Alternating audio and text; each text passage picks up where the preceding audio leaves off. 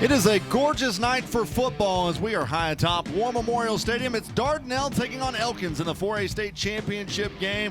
I'm R.J. Hawk along with Wes Moore. And Wes, we've got two teams tonight looking for their first ever state championship. Yeah, Elkins was here last year but lost to Arkadelphia. Dardanelle here for the first time ever in school history, and you can see it with the fan base. Man, they have turned out to Little Rock tonight, hoping to get the Sand Lizards to make a little school history tonight, kind of like Mansfield earlier today. Yeah, made school history. What a great game that was. 40-30 the final score. There they are hosting the trophy against Fordyce. You were on the call for that game. What a fun game. Yeah, Mansfield set the state record for rushing yards in a championship game, and their running back had the second most ever rushing yards in a game. Over 300 yards rushing for him. It was an incredible performance. Mansfield goes 5 for 5 in 2-point conversions. Fordyce 0 for 5. That decided the game. Well, it ought to be a lot of fun. When we come back, we will talk about these two teams, Dardanelle taking on Elkins, as you're watching the Centennial Bank State Football Championships on Arkansas PBS Sports. This broadcast is underwritten in part by... Since 1937, the electric cooperatives of Arkansas have been providing power to homes, farms, and businesses across our state. The cooperatives are member-owned and work together to serve Arkansans. The electric cooperatives of Arkansas proudly support high school students and athletics in Arkansas and hope you enjoy watching the state championship games on Arkansas PBS Sports. Better connected together. The electric cooperatives of Arkansas. UANS is a proud supporter of Arkansas PBS Sports. UANS Health provides orthopedic and sports medicine care across Arkansas, supporting athletes and teams throughout the state. Find out more at uanshealth.com.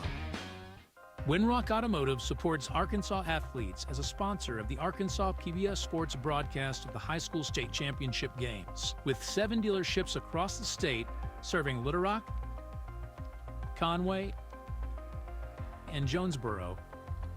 Winrock Automotive is community-focused and provides vehicle sales and service across Arkansas. We're honored to be a part of these unforgettable moments celebrating Arkansas student-athletes. Winrock Automotive, connecting communities through service and support.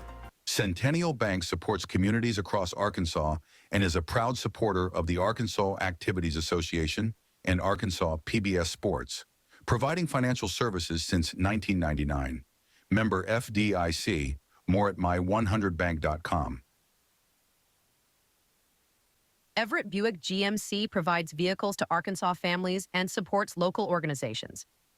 Community involvement has been part of our story for generations.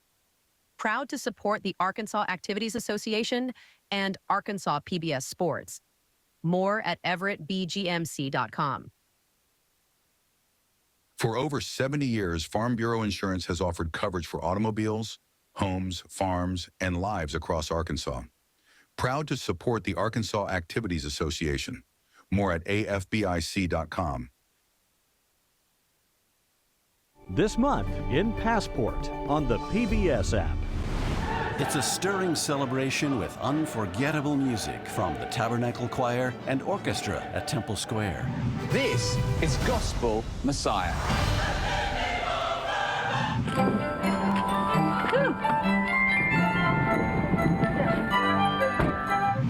These and other shows from Arkansas PBS are available with Passport on the PBS app. Sports is so important to this state and the fabric of the state, and I appreciate Arkansas PBS doing all the state title games, and that makes it available for not just the fans in Central Arkansas, South Arkansas, but fans around the entire state. I can only think of the kids in small towns, and this is the biggest moment maybe in their sports careers, and they have that keepsake of having that game on TV to have with them the rest of their lives.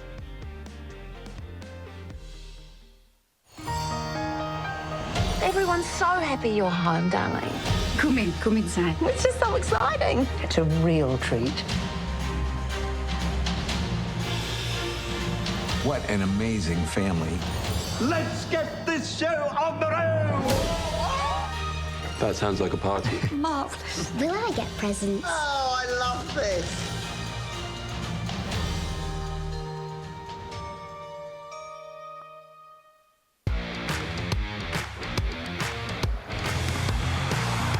Goodbye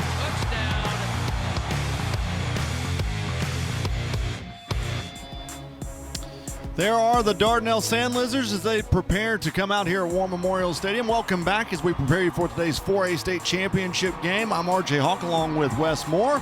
And let's first start with the Dardanelle Sand Lizards on how they got here. And it all started back in week 1 of the playoffs when they beat Malvern 56-14. Then they took on Hamburg, a really good Hamburg team.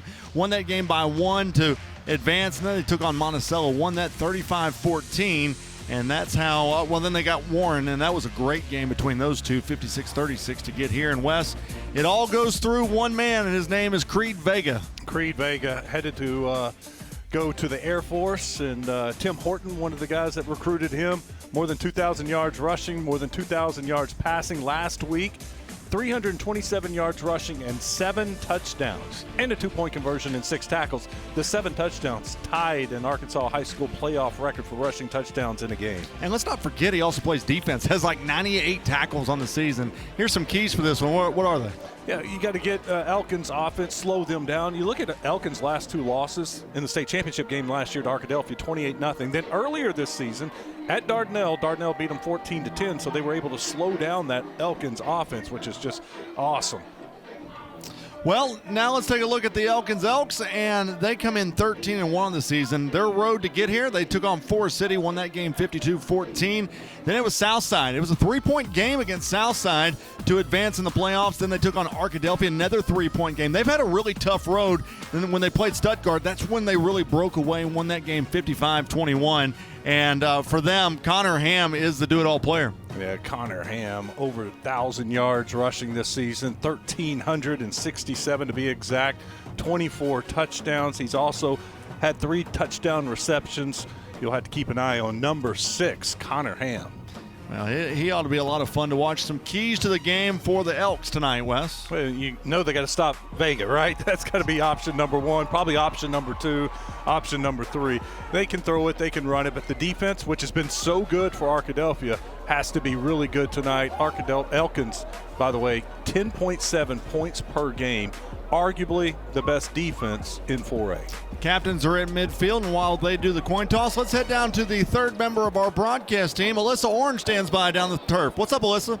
Guys, great to be with you once again. And Wes mentioned this meeting between these two teams earlier in this season on September 5th, and that Dardanelle won that game 14-10. I was talking earlier in the week with Elkins head coach Zach Watson, and I asked him, what'd you take away from that first loss? And he said, we had a lot of young guys who just weren't ready to put their feet in the fire yet. They have been able to improve, especially up front. They have to be able to protect Ben Napier. They got exposed in that area back in September, but he feels like the defensive line and the offensive line for this Elks team has gotten better. As for the other side, Phil Vega says that we don't even put any stock in looking at that tape because we're 2 very different teams.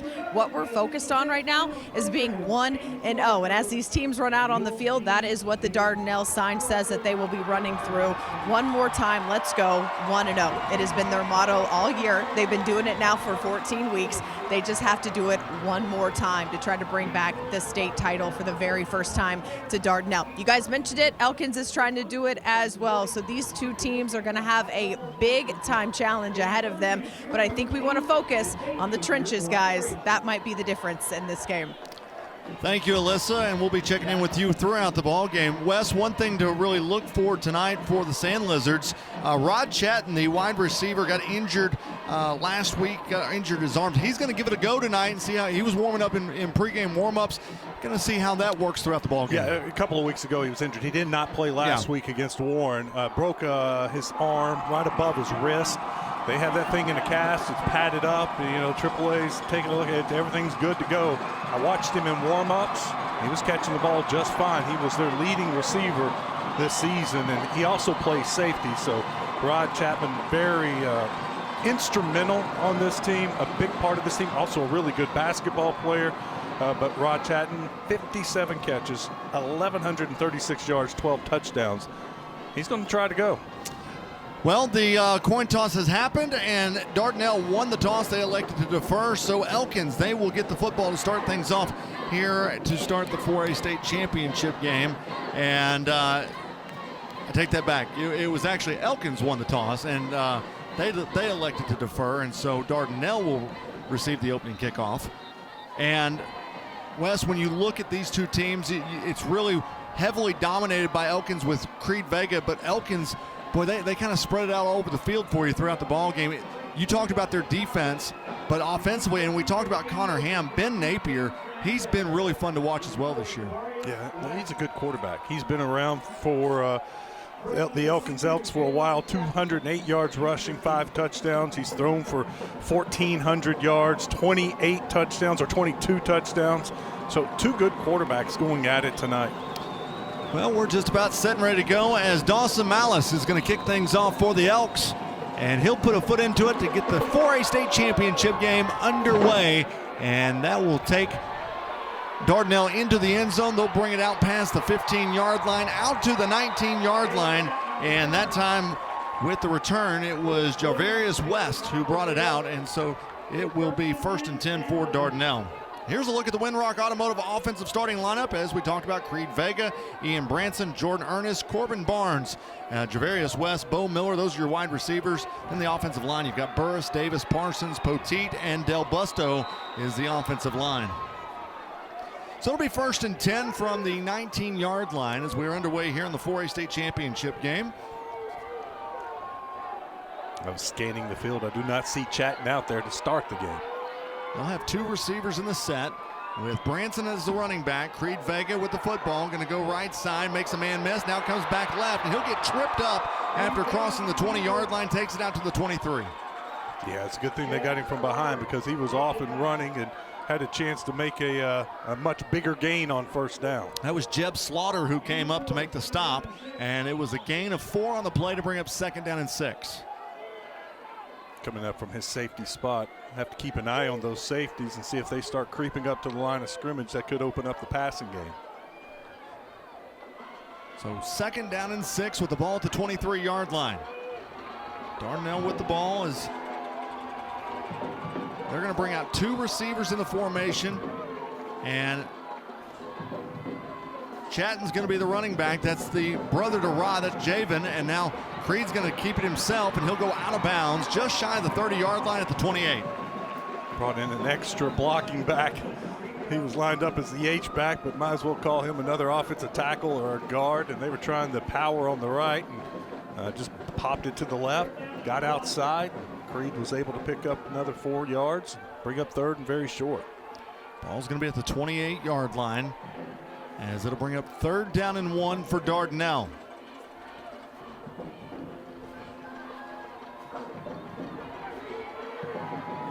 Any guesses on who takes this one? Yeah, they're going to go with a tight formation this time as Creed Vega's in the shotgun. He'll keep it himself.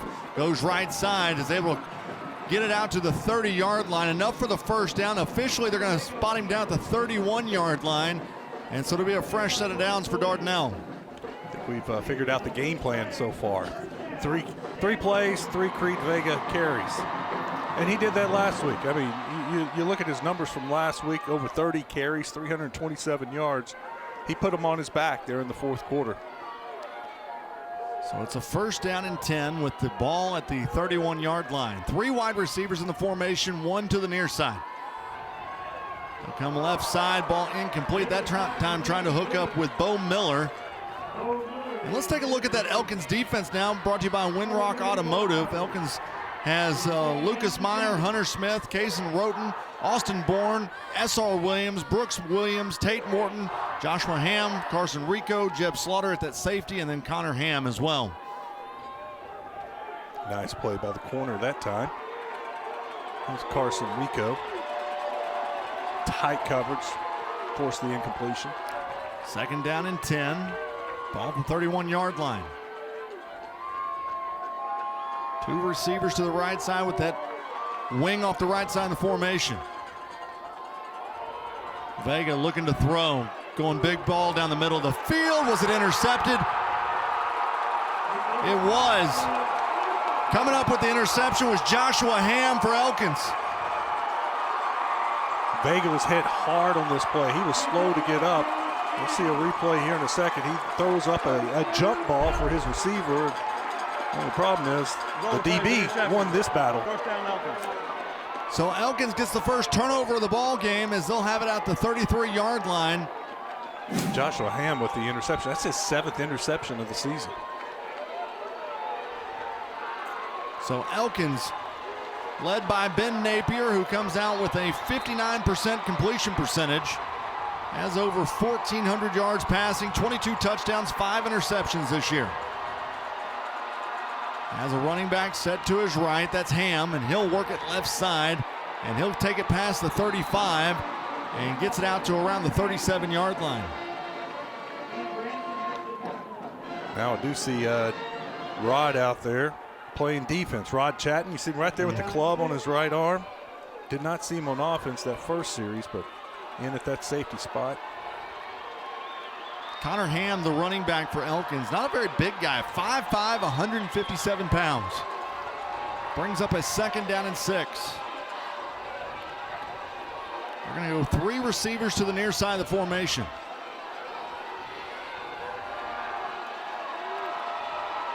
Napier's going to look to the sideline to get a new play. Down to 2 seconds on the play clock. He'll get it off. Now looks to throw. Has a man into Dardanelle territory. Coming up with the reception that time, it was Isaiah Haywood who made the completion. Is down at the 47-yard line. It was Rod Chatton who came in for the stop. Great throw from Ben Napier. You see that right there on the money coming across the middle. Haywood brings it in. Came into the game as leading target, 38 catches, 626 yards. Also had 8 touchdowns. Goes up and gets that one. Into Dardanelle territory they go, as they're going to hand it off to Ham. Straight ahead, out past the 45 and takes it to the 44. Nice pickup of 4 yards that time from Connor Ham. Here's the Winrock Automotive offensive starters for Elkins, as we talked about Ben Napier and Connor Ham. And then you've got Isaiah Haywood, Trey Ryan, Trayton Whittle, Brad Walker, your receivers, and then the offensive line, Boblitz, Venable, Rogers, Meyer, and Wood.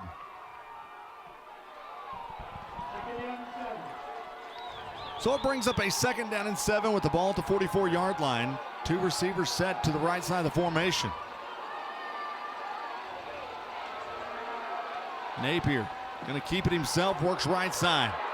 Gets around 2 defenders, crosses the 35, and is taken down at the 33-yard line, enough for a 1st down. Brooks Williams coming from the fullback, H-back spot, pulling around the right side, leading the way for Ben Napier. Got the key block to allow him to get to the outside. Kentrell Diggs came in to make the stop for Dardanelle, and so that's a fresh set of downs with 3 receivers set to the left side of the formation.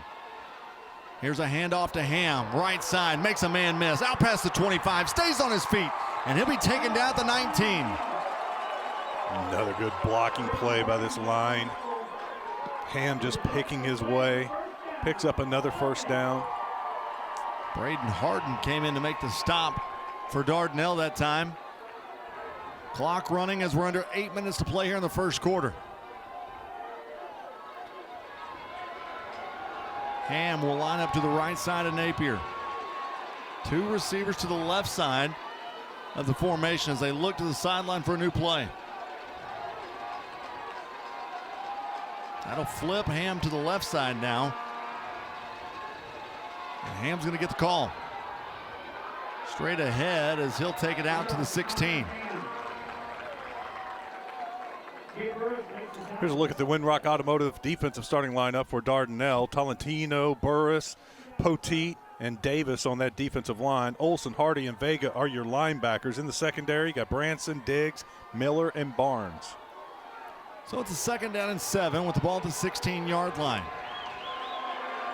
Napier calls for it, going to keep it himself as he'll work straight ahead, stays on his feet, was never fully taken down. That was Hardy that came in from his linebacker spot, took him out low. It is Hardy, good tackle, but he's never down. He's still up. Ooh, did the knee touch down right there?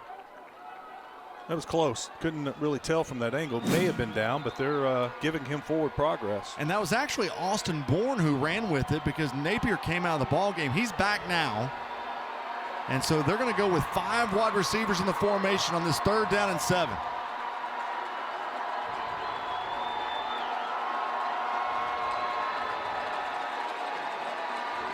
Napier going to look to throw right side.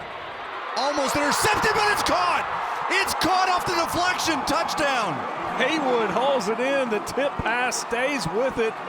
juggled in the air by the defensive back, and Haywood's right there, hauls it in, gets his feet down. What a score. You know, Elkins last year never scored in the state championship game against Arkadelphia. First drive, touchdown, they get that monkey off their back early in this game. That was very near an interception, but off the deflection, it's a touchdown, and now Dawson Malice comes on for the extra point. I thought we were about to trade interceptions on the first drives. Malice has made 74 PATs this year and make it 75 as Elkins. They take the early lead 7-0 in the 4A state championship game. You're watching the Centennial Bank State Football Championships on Arkansas PBS Sports.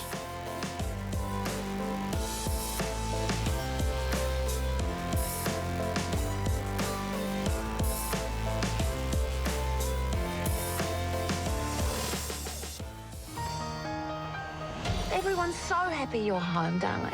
Come inside. It's just so exciting. It's a real treat. What an amazing family. Let's get this show on the road! That sounds like a party. Marvelous. Will I get presents? Oh, I love this!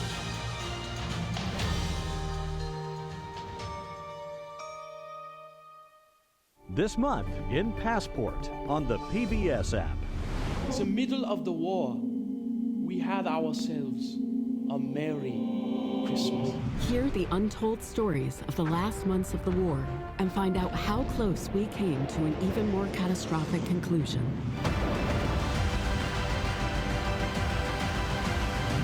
These and other shows from Arkansas PBS are available with Passport on the PBS app. This month on Arkansas PBS. We think they may be Benjamin Greenleaf, but I'm not sure of that. My mother-in-law was given to hyperbole. I'm Dick Van Dyke. Remember. There's no limit to his talent. Rocking around the Christmas tree. Look who's rocking around American Masters. Brenda Lee. Only on Arkansas PBS.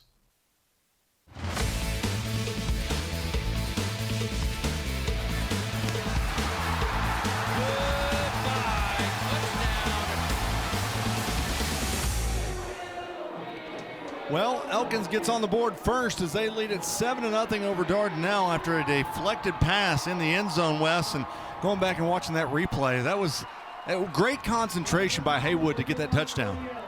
Well, what we've seen, two quarterbacks throw two jump balls. And one of them, Elkins came down with it for an interception. That one, Dardanelle should have come down with it with the interception, but it bounces out of his hands right to Elkins. So two jump balls, Elkins 2 for 2. That last drive, 8 plays, 67 yards in 3 minutes and 50 seconds. And this one will go through the back of the end zone for a touchback. And so Dardanelle will have it 1st and 10 from the 20-yard line. I was watching in the pre-games, the kickers warming up. I'll tell you what, we have two good kickers in this game. Dardanelle's kicker made one from 47. I watched the Elkins kicker easily make one from 40. And you just saw with that leg right there. Touchback, Dardanelle will start on the 20.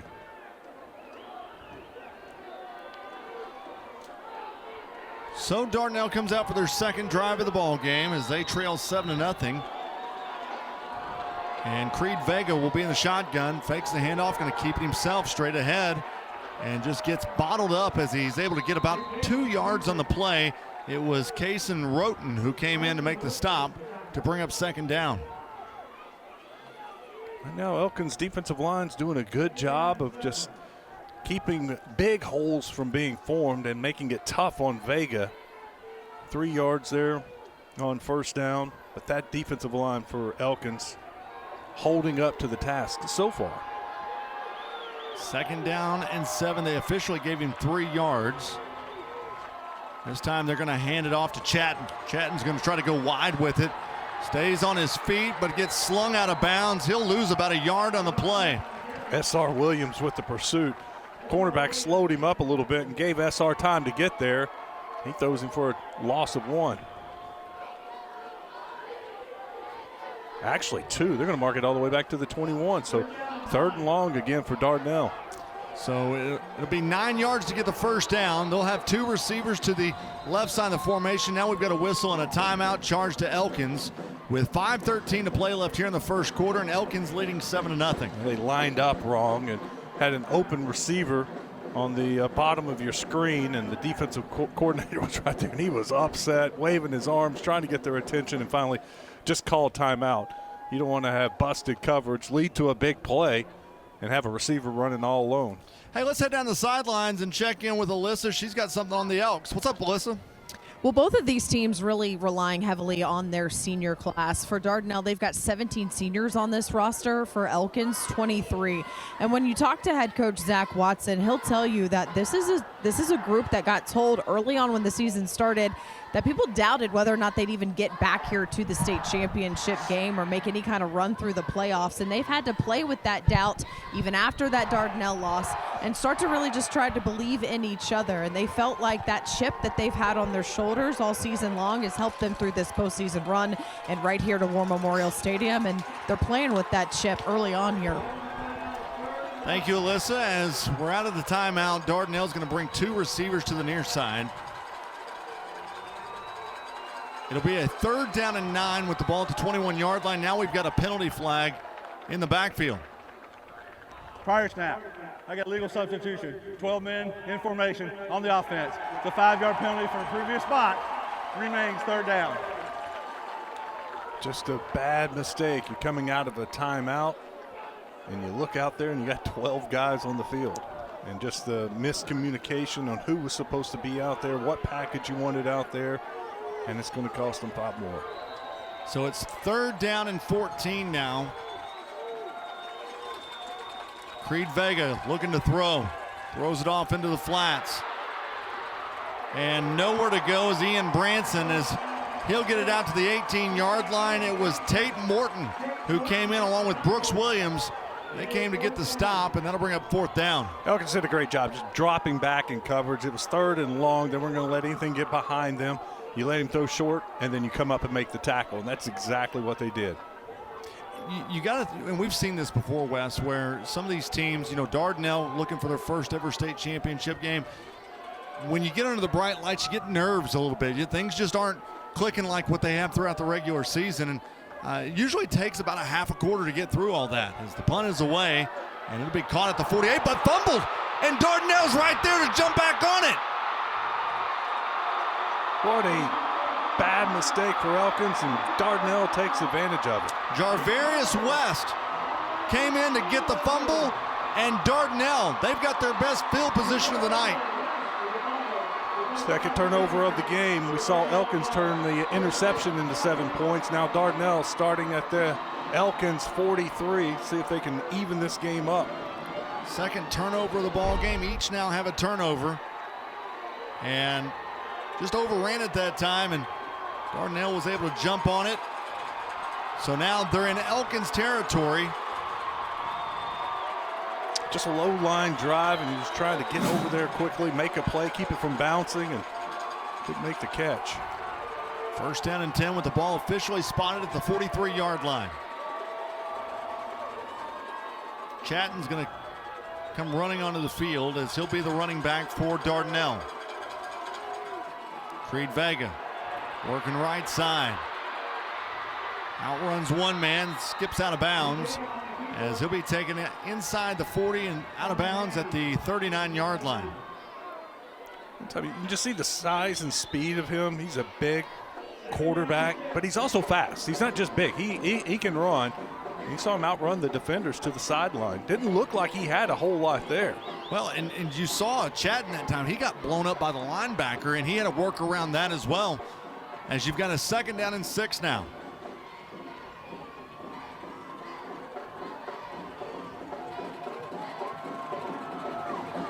Vega takes a snap, looking to go big ball left side. Trying to hook up that time with Bo Miller, and that'll bring up 3rd down. No flags on this. Dardanelle sideline's not happy at all. Looked like got a little tug on the wide receiver. Bo Miller came up looking for the flag. Felt like he grabbed his arm, slowed him down, wasn't able to get to the ball. Carson Rico was on the coverage that time for Elkins. And so now you've got a 3rd down and 6 with the ball at the 39-yard line.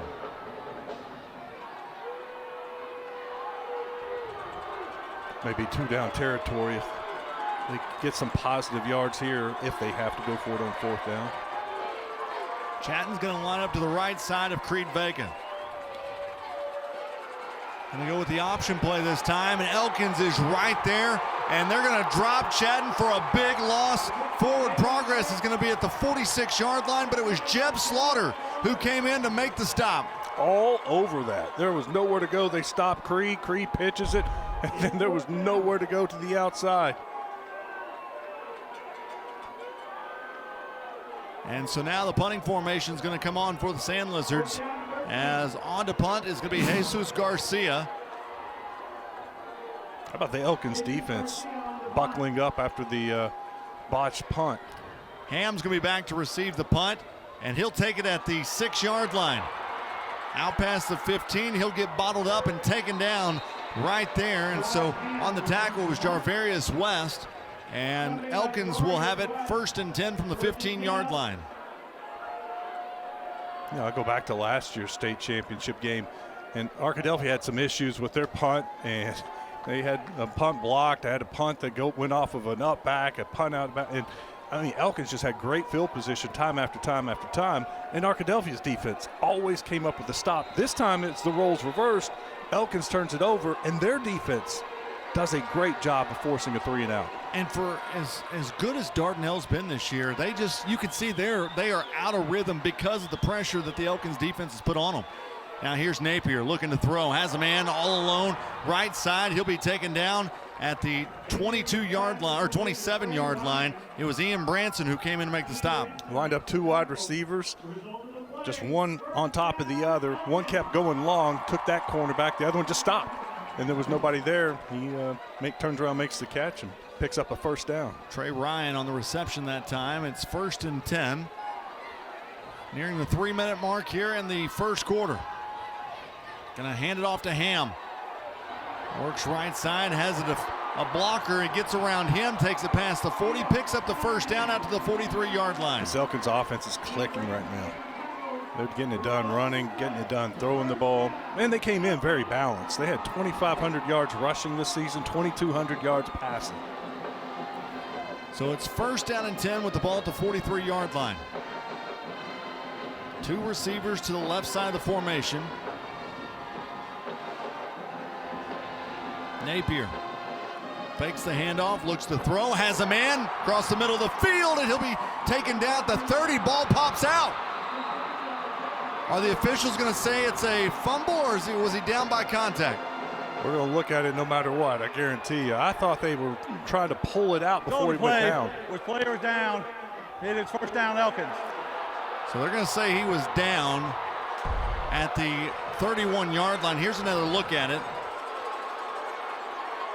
I believe it did pop out after he fell on the ground. This should be a better angle. Is the ball moving? Oh, see, it's moving. Yeah, it is moving.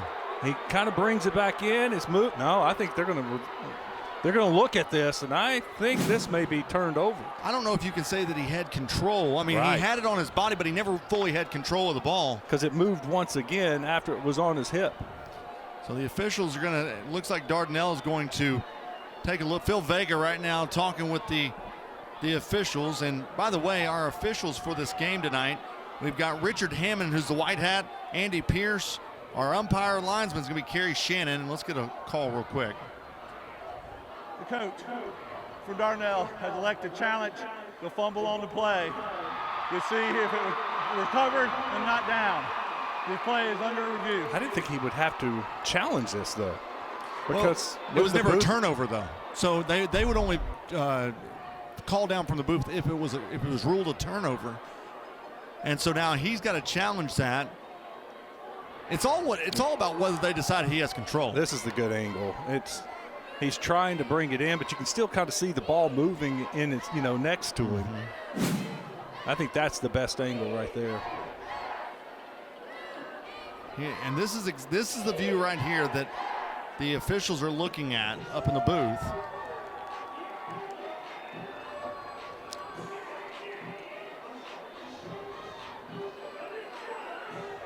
That's not going to help. Yeah.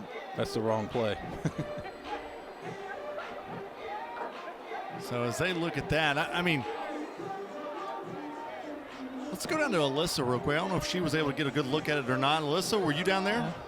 Well, it's good to have friends in the business, right? When you go back and look at their camera work, and it looked like he had it pinned to his body. So I'm interested to see if they're going to say that him pinning it to the side of his body is control or not.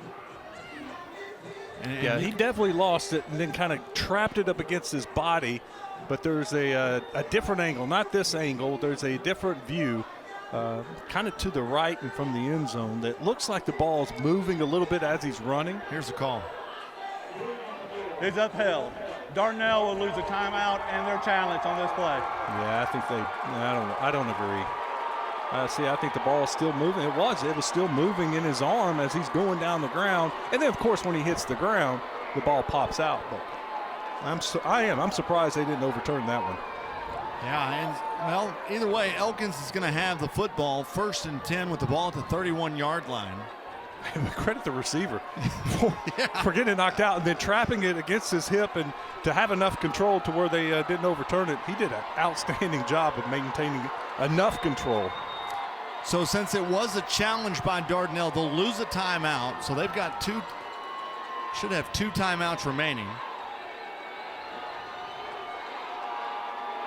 So it'll bring up 1st down and 10 from the 31-yard line.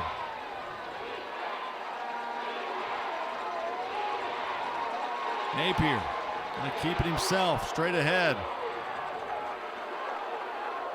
Oh, that was actually Austin Bourne who was running with it that time. And he never was officially down and was able to fall forward out to around the 21-yard line. Well, they're going to take Bourne out now and bring Napier back in. They'll bring him in from time to time and he's that quarterback power. He's rushed for 250 yards coming into this game.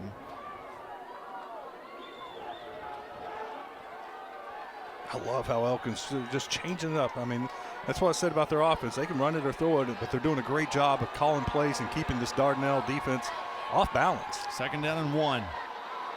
Going to hand it off to Ham. Works right side, trying to get away from one guy, and he'll be slung down at around the 10-yard line.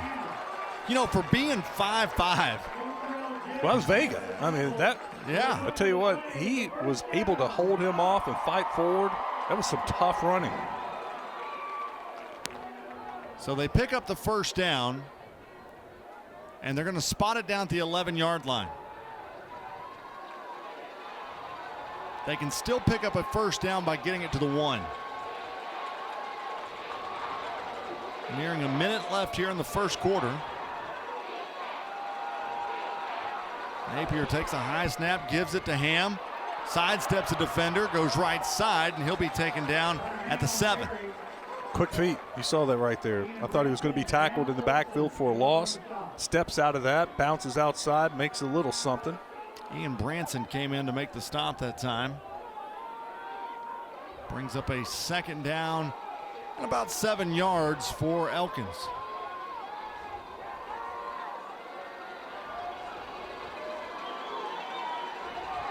Two receivers in the formation with Ham set to the right of Napier.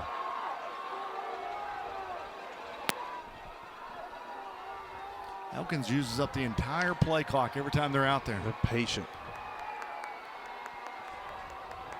Down to 1 second on the play clock. They get it off. Napier going to keep it himself. No, that's actually Bourne. He'll go right side in the end zone. Touchdown.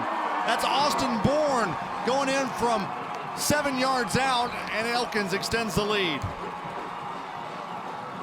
Quarterback power over the right side. Gets in behind the blocking. Ham leading the way for him. Gets a good push in the end zone. Just fantastic blocking from that line. Dawson Malice on to attempt the extra point.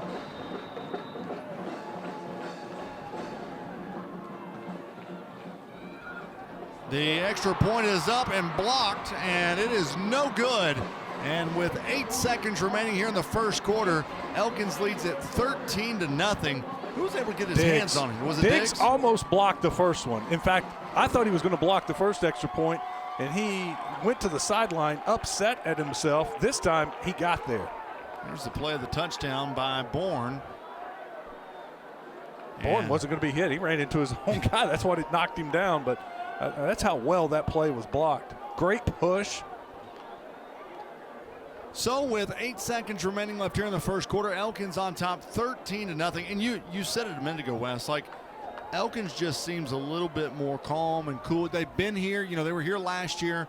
They just feel like the looser of the two teams right now. Well, they've been able to get their offense clicking. We haven't seen much out of Dardanelle's offense so far. Credit Elkins' defense, an outstanding defense. I said before the game started, maybe the best defense in 4A, and they're giving Dardanelle fits.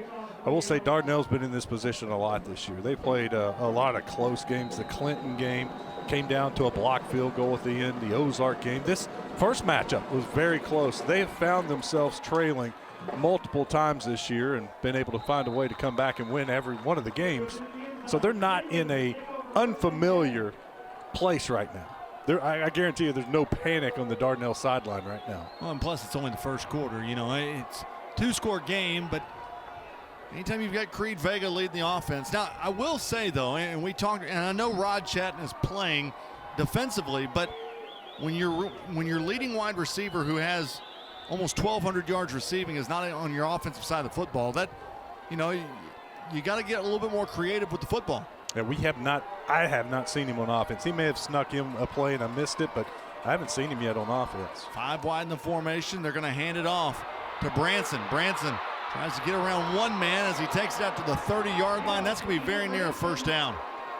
Tell you what, Branson's got some speed. Last week, Warren took the lead in the fourth quarter, and he returned the kickoff about 80 yards down to the Warren 2, and then Dardanelle punched it in a few plays later, but Branson can go.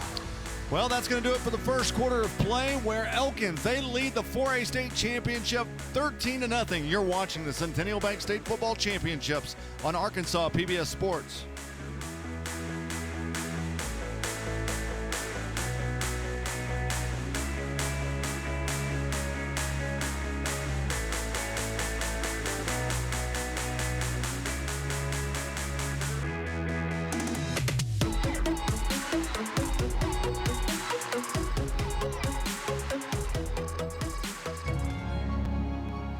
Tell me, have you ever truly been in love?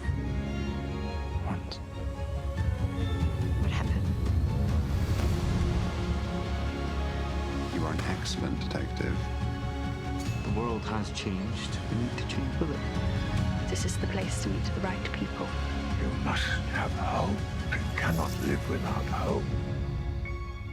Coming soon to Arkansas PBS.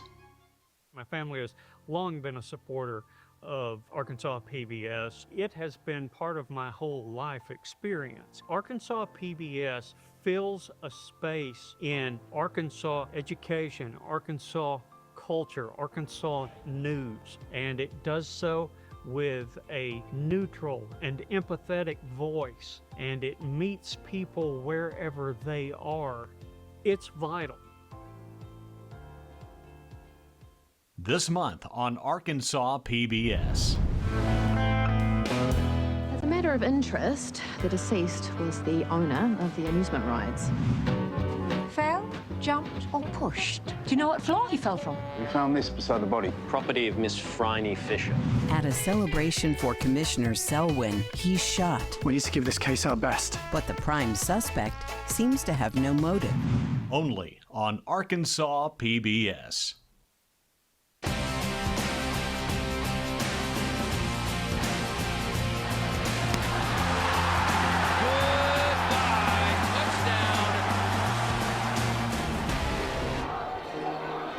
I got a trivia question for you, brought to you by the Quiz Bowl. What is the record for the most rushing touchdowns in a single playoff game? So not a state championship, but a playoff game. It could be a state championship game because that's technically a playoff game. But not true. But not just singly. I'm going to say like 8 or 9. Okay. I'll give you the answer in a bit. 5 wide receivers in the formation for Dardanelle as it's a first down and 10. Creed Vega keeping himself, has nowhere to go. Going to lose yardage on the play, about 4, and that'll bring up second down. Defensive ends came crashing down. You'll see it right here. Bam. Gets him down low, someone up high. Elks all over that. First one in to make some contact was Bourne. You don't think that they spent the week keying on Vega the entire week in practice? Well, and that's the thing. Dardanelle can throw it too, and we just haven't seen much of it yet. Creed Vega threw for 2,300 yards this season, 23 touchdowns. At some point, if they're going to take away the run, Dardanelle will go to the air. So it's 2nd down and 14 with the ball at the 26-yard line. Stacked receivers on both sides of the formation. Vega going to look to throw. Going to air it out middle of the field. Has a man, and it's in and out of his hands. That time trying to hook up with Coben Barnes. And it was broken up by Joshua Ham, or at least was on coverage that time. Corbin had that one. I thought that was going to be the big play we were just talking about. Testing him deep, had his man beat, underthrown just a little bit. Yeah, and you're exactly right. Corbin had it, but Joshua Ham came in at the last second and is able to knock the ball loose. So now you've got a 3rd down and 14 for Dardanelle.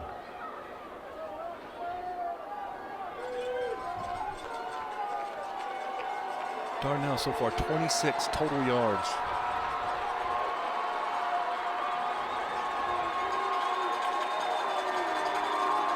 Creed Vega looking to throw again. Comes out left side, and it's incomplete. Trying to hook up with Barnes again. And under pressure again. Bourne bringing the heat. So the punting unit's going to come on for Dardanelle as we just started the 2nd quarter of play.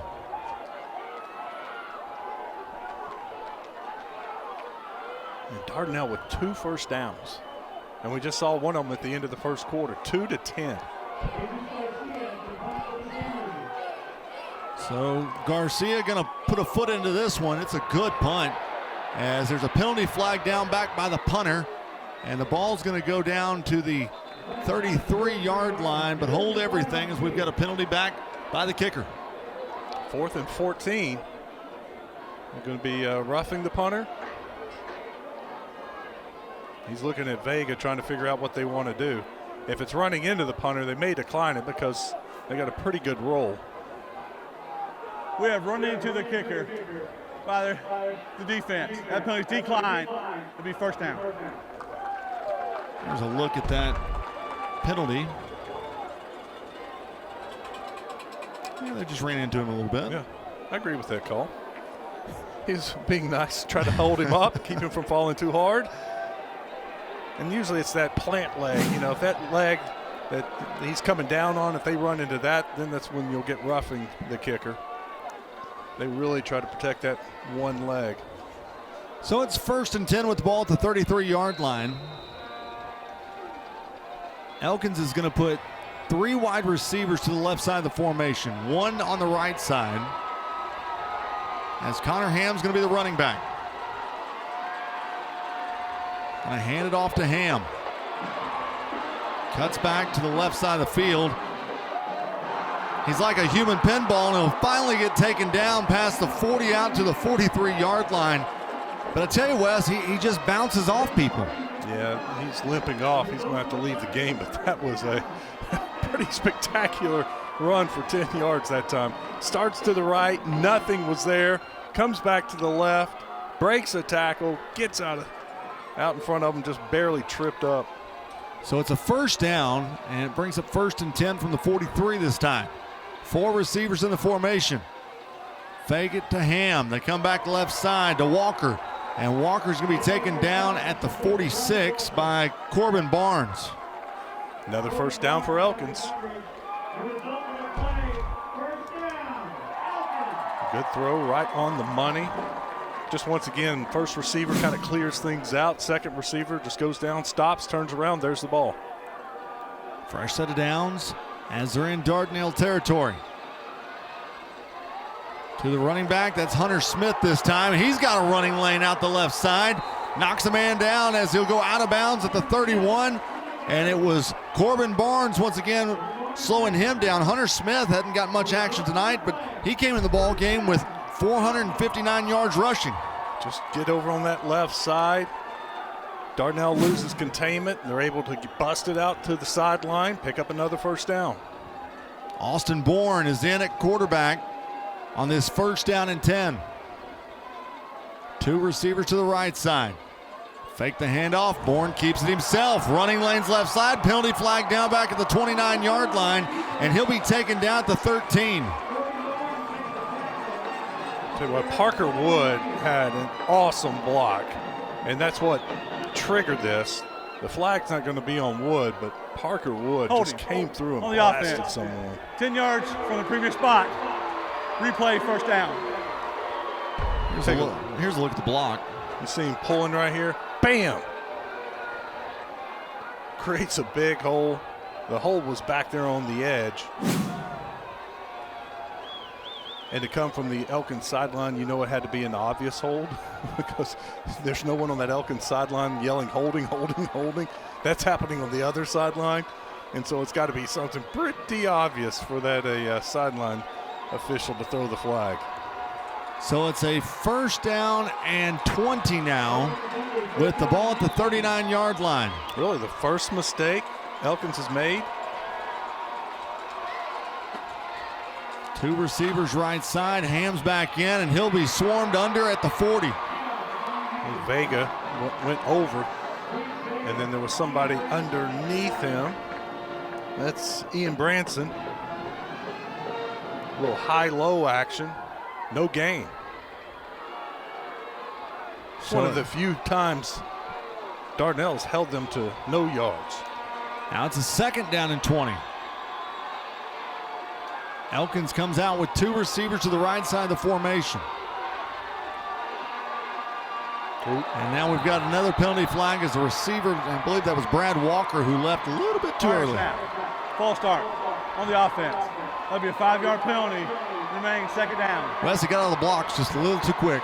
He heard on one, and it was on two. So now you go to a second down and 25.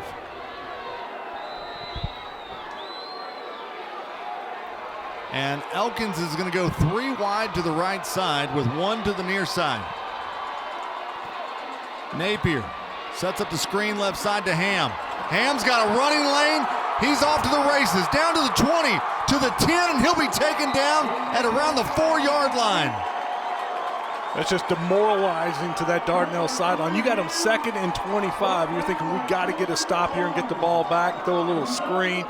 Ham shows the speed, hits the sideline, takes it inside the 5 before he's finally brought down. So it's first and goal for the Elkins Elks at the 4-yard line as they lead it 13-0.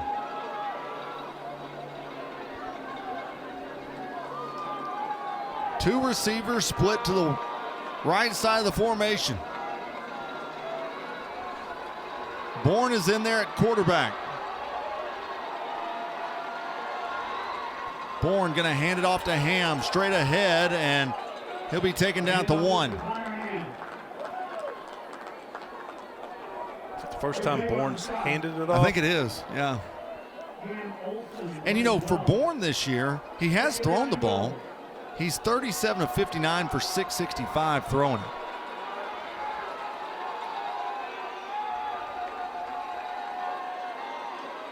We'll stick with Bourne this time. Two receivers to the right side with Ham to the left of Bourne.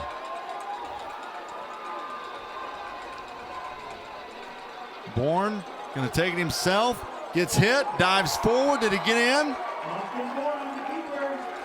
The officials are going to get together, and they're going to say touchdown. Yeah, I thought it was pretty obvious. He bounced off somebody, rolled into the end zone, but I think the officials on the side were all blocked by the big bodies and couldn't locate the runner. But from up here, I thought he was in easily. So it's a touchdown for Austin Bourne. And it looks like Elkins, they're going to go for 2. Try to get that extra point back. Napier back in there this time. Tell you what, that formation with Bourne's working so well in the short yardage. What's crazy is he only came into the game with 4 rushing touchdowns. Man in motion, that's Ham. Now Napier going to look to throw. Man all alone left side. 2-point conversion's good. At that time, they were able to hook up. with S.R. Williams. Now we've got penalty flags in the end zone after the play. A little celebrating. I'll tell you what, that was roll right, throw back left. You get everybody on Dardanelle going to that side and just catch them sleeping. We'll get the official call. Result of play is a touchdown. After the play, we have unsportsmanlike conduct on Elkins, taunting. That'll be enforced on the kickoff. Right now, we're going to immediate timeout. So with 7:37 left here in the first half, Elkins leads Dardanelle 21-0. You're watching the Centennial Bank State Football Championships on Arkansas PBS Sports. I want to give you the best life I can. I've got the best life. Brush her down, Jimmy. Like this? That's it. I'll never grow tired of seeing it. Animals all want the same thing, a home and love. Absolutely glorious. Coming soon to Arkansas PBS. You know, I think sports are really big to a lot of people, and because it's an important part of our fabric in our community. And the one good thing about what I've seen is it's high quality production. You know, you think of the small communities all over Arkansas, it's a big deal that they can turn on the TV or DVR or whatever and know they're going to get a quality product. And so I think it just expands the focus of what PBS is doing. You know, Arkansas PBS is doing a great job, and I think it's part of education. This month in Passport on the PBS app. It's a stirring celebration with unforgettable music from the Tabernacle Choir and Orchestra at Temple Square. This is Gospel Messiah.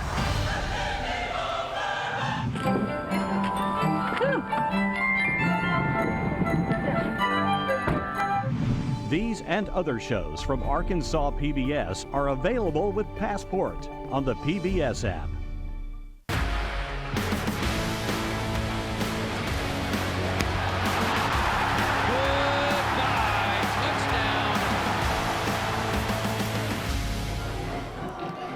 21-0 is our score. Elkins leads, and let's head down to Alyssa Orange on the sidelines. Alyssa.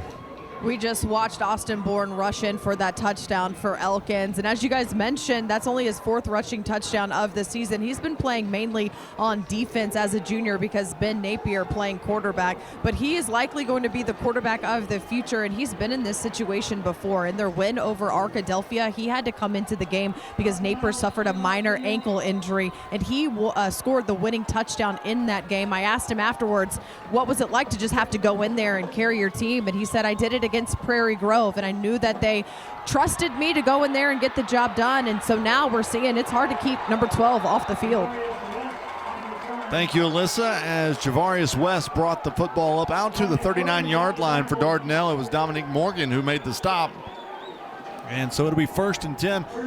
West with 7:32 in the second quarter. It's not out of reach for Dardanelle, but they've got to find some type of offense. Oh, no. It'd be huge, though, to get a score here before the half and get a little momentum and a little positive energy on offense. Offensively, very little. They've got 32 total yards, only 3 first downs, and that's where it's got to start. You just got to get a first down, get another first down, maybe get a big play, and then all of a sudden you find yourself in the end zone.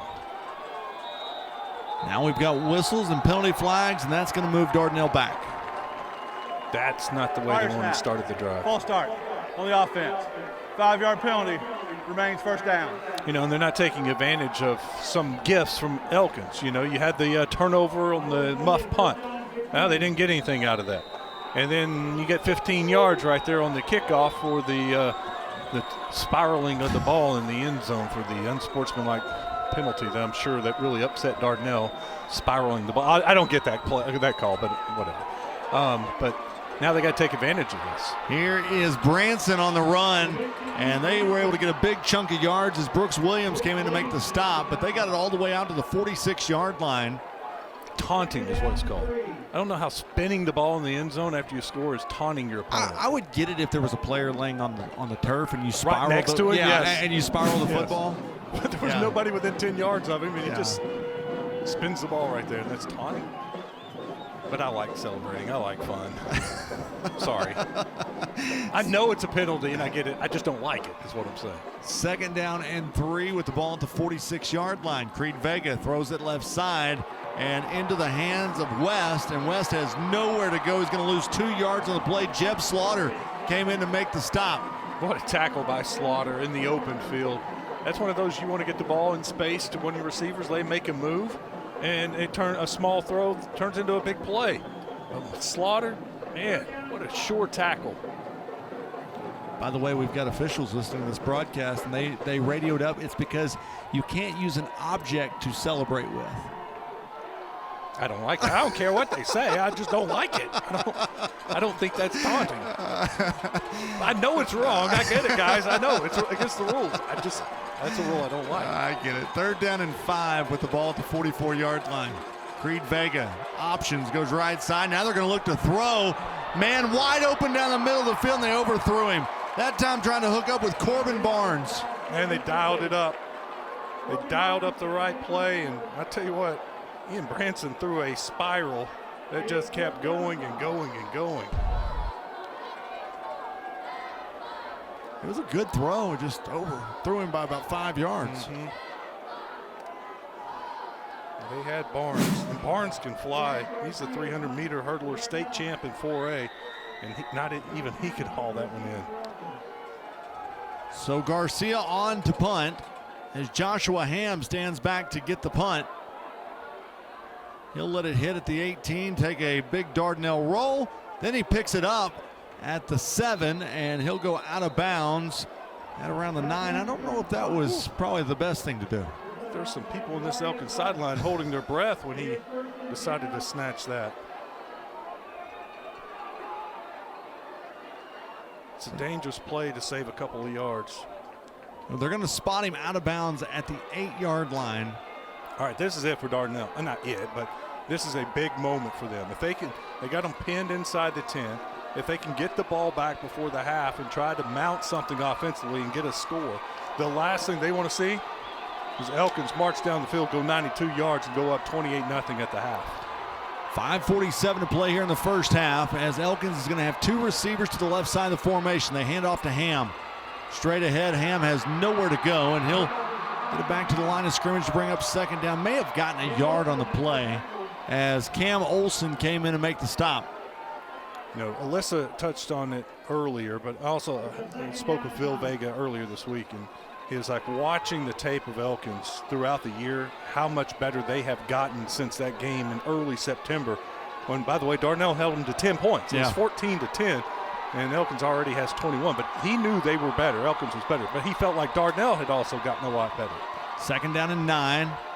Napier looking to throw and overthrows his intended target, but there's a penalty flag down. That time trying to hook up with Isaiah Haywood, who almost made a great one-handed catch, but a penalty flag comes in. Yeah, I thought Haywood was going to bring this in. That would have been a great catch. Going to get pass interference on Dardanelle. Pass interference on defense. It's a 15-yard penalty from the previous spot, results in a 1st down. Yeah, he was pulling on his T-shirt. Sure enough, I did not see it from down here, but on replay right, if y'all want to show that, you can see the defensive back. Watch him grab the T-shirt right here and pull him back just a little bit. Still got a hold of it, and that's what they saw. So it's a 1st down and 10 from the 19-yard line. Ham will be to the left side of Napier, as they'll have 4 receivers in the formation. Napier looking to throw and just throws it out of bounds to bring up 2nd down. That time was wanting to find Whittle, but just threw it out of bounds because there wasn't much of a play. Yeah, they got 2 receivers on this side of the field, and both of them were well covered. There was just nowhere to go with the ball. So a smart decision to throw that one out of bounds. You either throw that one out of bounds or tuck it and run and get what you want. And he decided to just throw that one out of bounds, live to play another down. So far in this game, Elkins has 235 yards of total offense. Dardanelle has 42. Almost outgained them by 200 yards. It has been a lopsided affair. 3 receivers to the left side of the formation. Napier hands it off to Ham. It's around 1 defender, and they'll take him out of bounds after a couple yard pickup, and that'll bring up 3rd down. Ham is so patient. I mean, he just presses the line of scrimmage, keeps waiting and waiting, and then bam, a little burst of speed. And look, it was only a 3-yard gain, but there wasn't a whole lot there. They're going to officially mark it down to the 27-yard line. So you've got a 3rd down and 7 from the 27.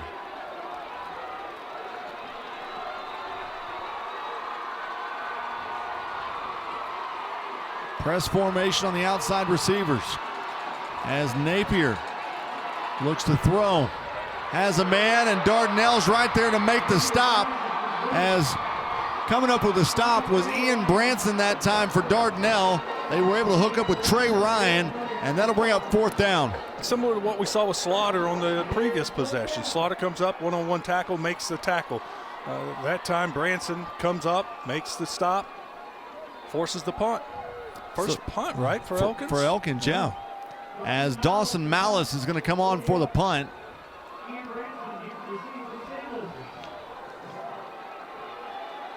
Dardanelle was able to use special teams last week in their victory over Warren. Warren was leading in the 4th quarter, and some big special teams play lifted them to the state championship game. They could use a big play right here from their special teams.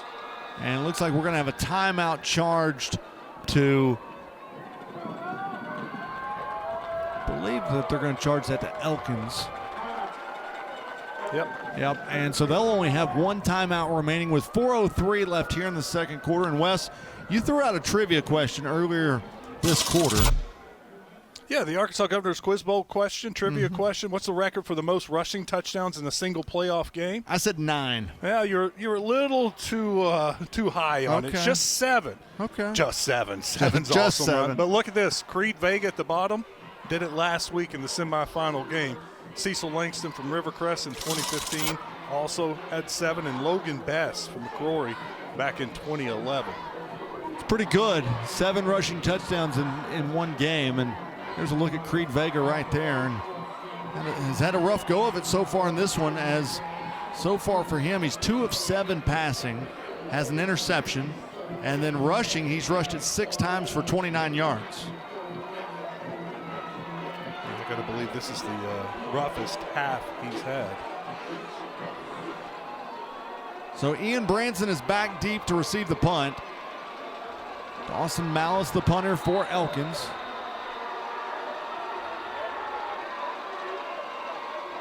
Malice will put a foot into it, and will be caught at the 38-yard line. Branson brings it up past the 45, and he'll be taken down right at the 45, and that's where Dardanelle's going to have great field position to start this drive with 3:52 to play left here in the 2nd quarter. Well, you remember after the Muffed punt, they had this kind of field position and didn't do anything with it, and they had to turn around and punt. Now for the 2nd time, they'll take over on the Elkins side of the field, and this time they're in dire need of some points. So it's 1st down and 10 with the ball at the 45, and Dardanelle's going to have 5 receivers in the formation. 3 to the left side, 2 to the right. Creed Vega going to keep it himself and has nowhere to go. Got back to the line of scrimmage, and that'll bring up 2nd down. Brooks Williams on the tackle, and Coach Vega told me this is the best group of linebackers that they've seen, maybe the best group in the state. But you got Williams with 88 tackles, SR Williams with 56. We've already been talking about Bourne tonight. That was your linebackers. They spread it out. They brought in a bunch of wide receivers, hoping to have the middle wide open. Those linebackers are still in there, and they made the play. So now 4 receivers in the formation. The running back is Branson. It's a 2nd down and 10. Vega steps up in the pocket, has a running lane. Past the 35 and dives forward out to the 30-yard line. That's a 1st down for Dardanelle. First big play from Vega. And that was on a quarterback scramble, looking, nothing there. Middle was open, so he took it. Clock rolling at 2:50 and counting left here in the 1st half. Dardanelle would love to take all this time, not even give Elkins the ball back with hardly anything to work with.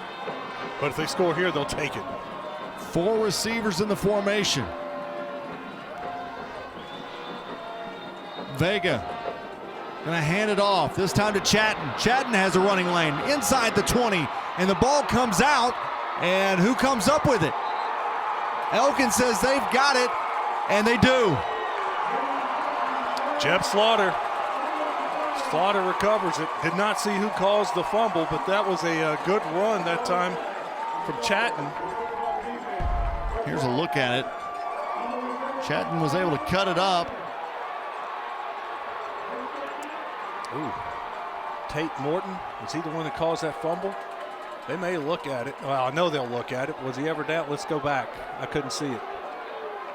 I think the way he's reaching for it, it feels like he feels like he fumbled it. You see an arm come in here, but that's not what did it. It's this arm right here, and then the shoulder pad. The ball's out right there. Was there a knee down on the backside? That's what they'll have to see if there's any body part before the ball comes out. They're not getting a call from the booth. Well, they're delaying things right now. They haven't started the play clock yet. There it is. Play on. So it's a 1st down and 10 for Elkins.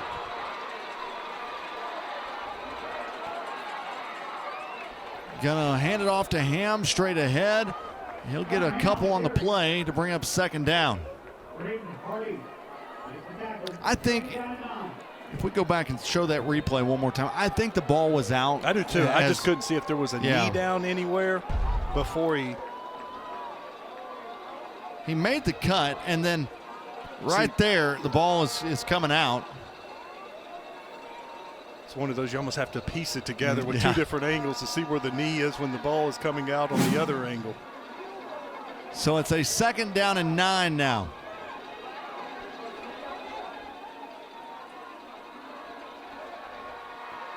Fakes the handoff, going left side, and it's incomplete. Seemed like everybody stopped running on that one, but it was Diggs on the defense that time. If Diggs keeps running, he might get him an interception.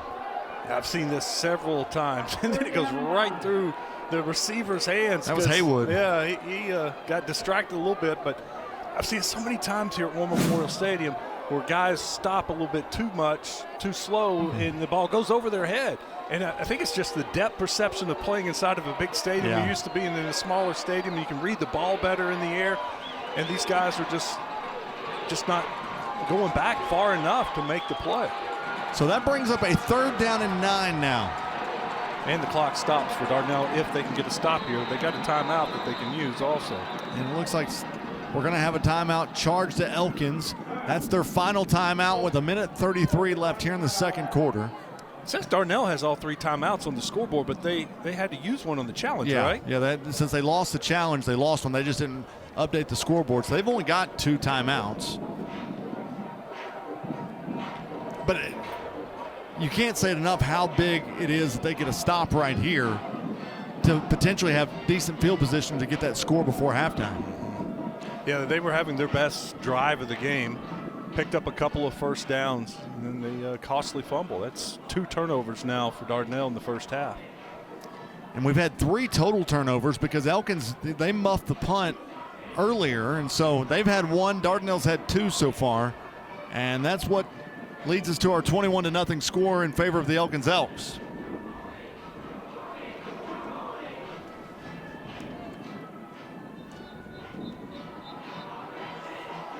Coming up at the half, we're heading south to the town of Warren. Small town proving it's a big-time place for wide receivers. We'll also salute the 2025 Arkansas PBS Student All-Stars, the best of the best on the field and in the classroom. And stick around for one of the greatest pranks in state history, the legendary tale of the Village Academy Beavers. The halftime show is next on Arkansas PBS. That's still, I go back to that prank. That was still one of the greatest pranks of all time. The more I've watched that piece, it's a great job by the folks over at PBS to come up with that. We've got a 3rd down and 9 with the ball at the 14-yard line. 1:33 left here in the 2nd quarter. Napier gonna look to throw again. Right side, has a man. Did he hold on to it? Yes. What a catch. And that time it was Trey Ryan. who was able to come up with the catch as he takes it down to the 28-yard line. Napier let that go before Ryan even made his break. He never even saw it until the ball was about halfway there, and then he just reaches up and snags it out of the air. Fantastic play. 3 wide right side. They hand it off to Ham. Straight ahead. He'll be hit. Flag comes in back at the 27-yard line. Let's take a look at this catch again. It was just fantastic. He did not see the ball until about right here, and he just reaches up and is able to pull it in. He kind of juggled it, catches it a second time third time, and then takes a hit and still holds on. Yeah, that's a great, Trey Ryan. It's not like Elkins has just a bunch of 6'1", 6'2" wide receivers. Trey Ryan, 5'9". On the offense. 10-yard penalty from the previous spot. Replay, second down. He had to go up and get that ball to juggle it and catch it and hold on to it, but the penalty is now going to back him up inside the 20 down to the 18-yard line. They may not get any points, but what they did was give them a new set of downs to run some more clock to prevent Dardanelle from getting the ball again. That was huge play. So 4 receivers are in the formation this time.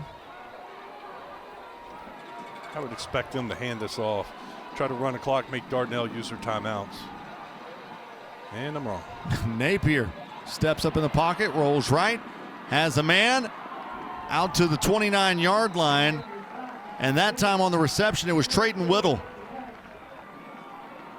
He'll take it to the 29, which will bring up a 2nd down and 9 now for Elkins. I thought Dardanelle might use a timeout right there. He stayed in bounds, and so the clock's going to continue to roll as there's 3 receivers to the near side. Napier throws it again, gets it into the hands of Haywood. He'll step out of bounds after getting the 1st down, as he'll step out at the 41. Elkins now thinking about scoring. Yeah. There was 27 seconds, 23 seconds on the play clock. I mean, it just had started, and they weren't trying to run the clock. They're now being aggressive, trying to go down and get another score. 4 wide receivers in the formation, 3 to the left side of the formation. Ham's going to line up to the right side of Napier. They're thinking here, we go score, make it 28, we get the ball, start second half, score again, it's 35-0, clock starts running, game's over. Napier throws it right side, and just a little miscommunication with his wide receiver Haywood, and that'll stop the clock with 27 seconds left. I'd have to check with Bobby. I think it's only happened 2 times in history when the sportsmanship rule begins, team's up 35 and the clock's running. In the state championship? No, I mean in the history of Arkansas that a team has come back to win. Oh, I got you. Like it just never happens. So if you can get to 35 and start that clock running. You're feeling pretty good about yourself as it's 2nd down and 10. 4 receivers in the formation, 3 to the bottom side of your screen. Napier going to look to throw again. Under pressure. And is able to just one hop Haywood that time, and that brings up a 3rd down and 10. Good defense by Dardanelle that time. Yeah, Olsen got in there and created some pressure. Napier felt it and just wanted to get rid of it and threw it at the feet of his receiver. So now 3rd down and 10 with the ball at the 41-yard line, and we've got a timeout charge to Dardanelle now. Now they just want to get on the same page. Well, you don't want to give up a big play right here. And you really don't want to give up a 1st down, but the big things, you're right. Don't let anybody get behind you and let them have a big play. Because Elkins has no timeout, so you want to keep them in bounds, at least let the clock roll out. On this 3rd down and 10, Elkins leads this one 21-0 in the 4A state championship game.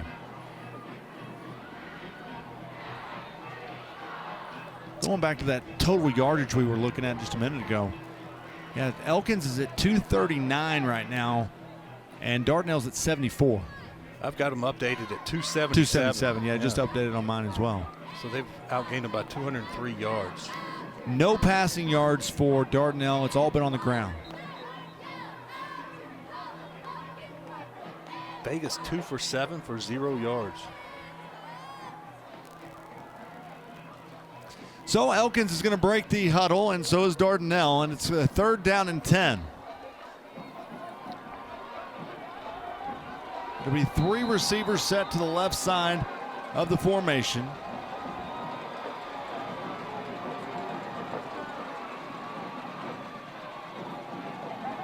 Going to hand it off to Ham.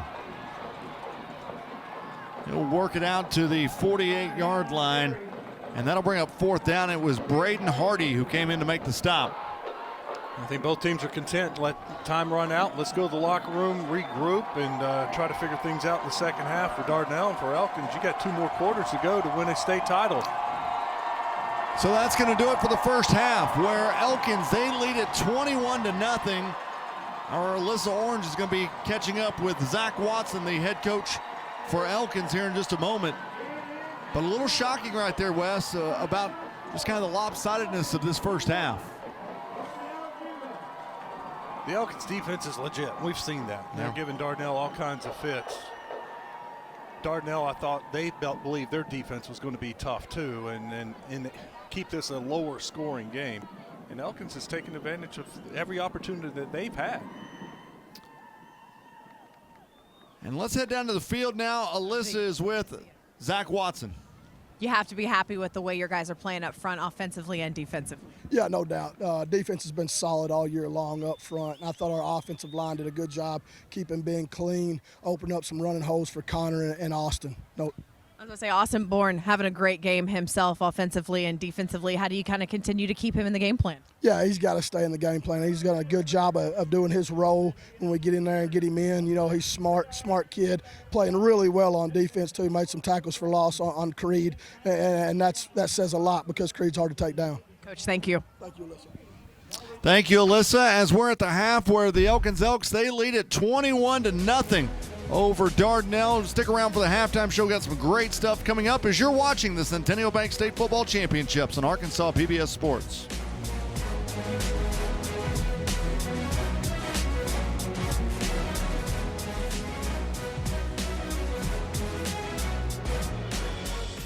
This broadcast is underwritten in part by... Since 1937, the electric cooperatives of Arkansas have been providing power to homes, farms, and businesses across our state.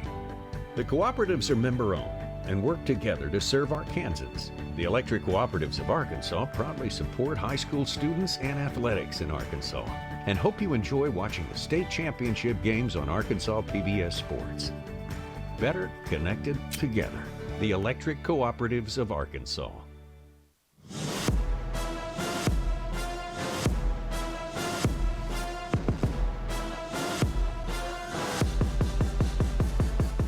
Hey everybody, David Basil here. It's halftime at War Memorial, and that means we are back here at Arkansas PBS Studios to share with you a little bit of what we've been working on.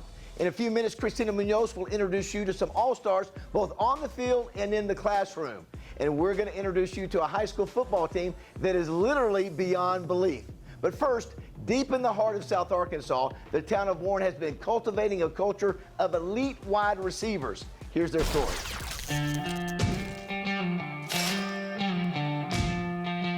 Warren is a small town. It's known for its tomatoes and wide receivers. Sawmill town, good salt of the earth people. Grew up with 4,000 people. I graduated with only 99. People love you there. The people love football there. And when Friday night is packed, you're like, there's no way that many people's coming to a high school football game in this small community, and they do. They turn out. You got a big community that's on, like, they on your side, and I just want to win. That's all I want to do, is win. Warren had always been a football town, but Coach Emery has taken it to the next levels.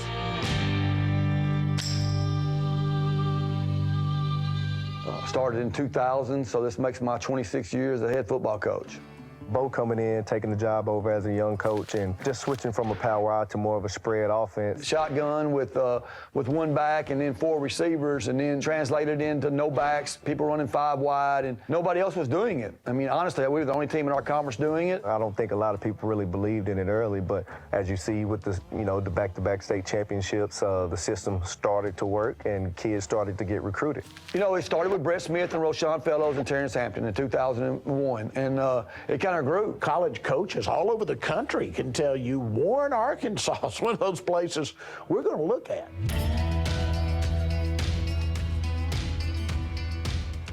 The thing that kind of prepares you coming from Warren is Bo teaches you football. You know, our guys start in the 7th grade, and we learn how to catch a football, why to catch a football, where to catch a football, because a lot of little things go into running great routes and to getting open, not just being fast or athletic.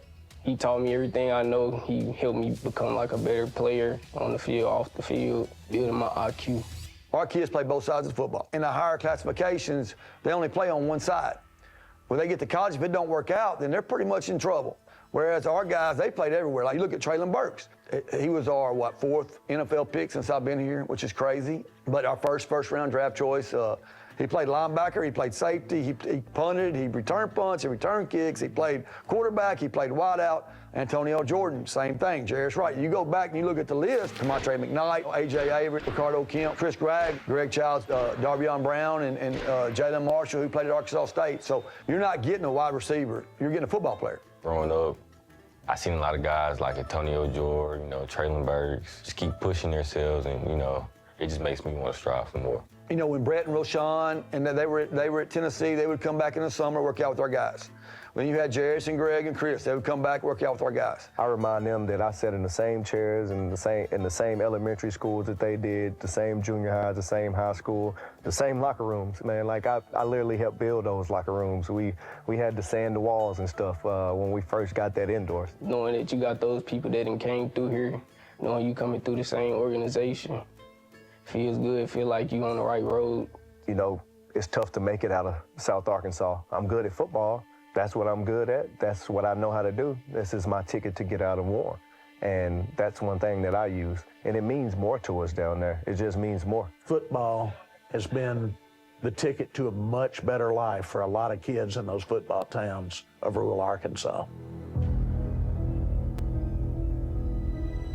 Warren is going to continue to produce great talent, and I truly believe that the sky's the limit for that football program down there. Being a wide receiver coming out of Warren, it's a lot of hype about it, and I love just playing under the pressure. They live for football. It's just part of the culture. It's who they are. It's what they do.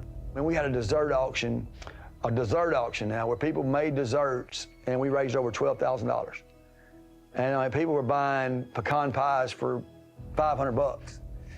And it wasn't because of the pecan pie, it was because they wanted to support the Warren Lumberjacks. Man, every Friday, the town shuts down just to come watch, Lumberjack football. Shoot, you would think this town is pretty big. Everybody comes out to show out support. Part of the very culture, not just the sport, but part of the fabric that holds that whole town together. Football puts Warren on the map, and to see all the fans, filling up the bleachers and standing around the fence and things like that, because we helped make football important to that town, it's kind of a feeling you really can't replace.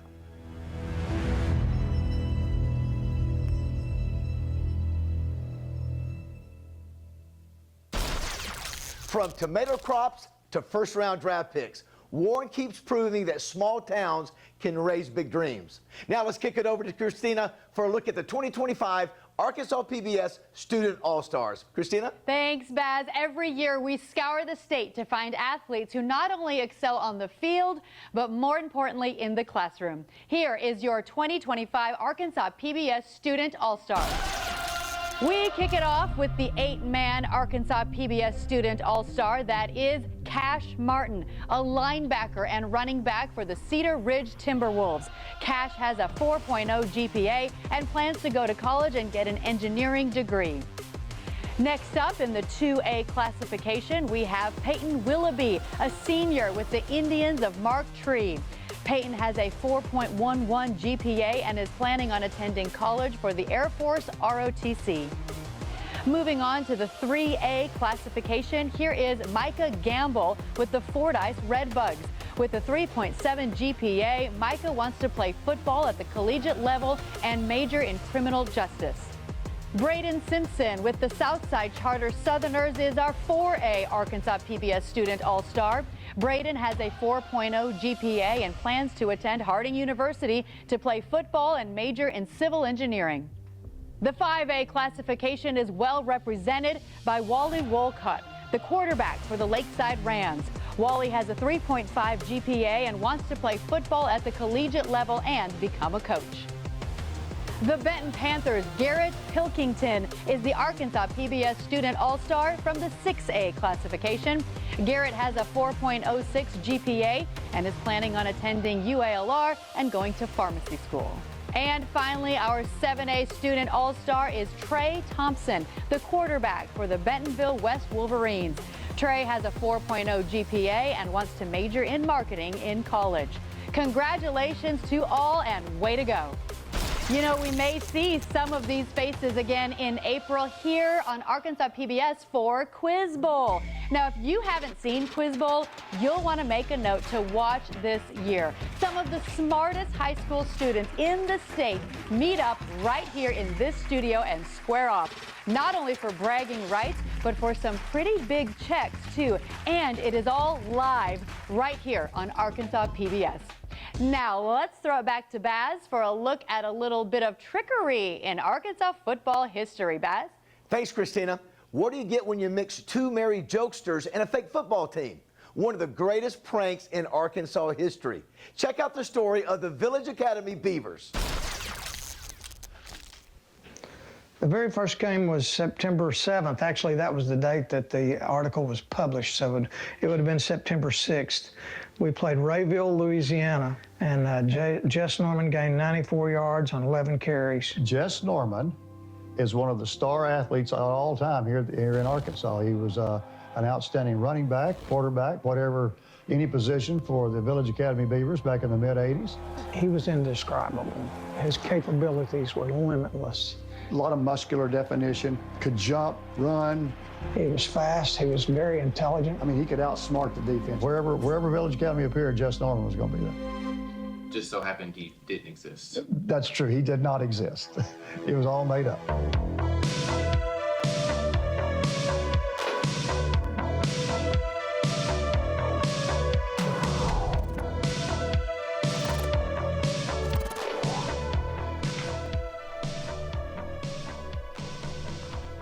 Bob Civils is band director. I was the girls' basketball coach at Jessieville High School.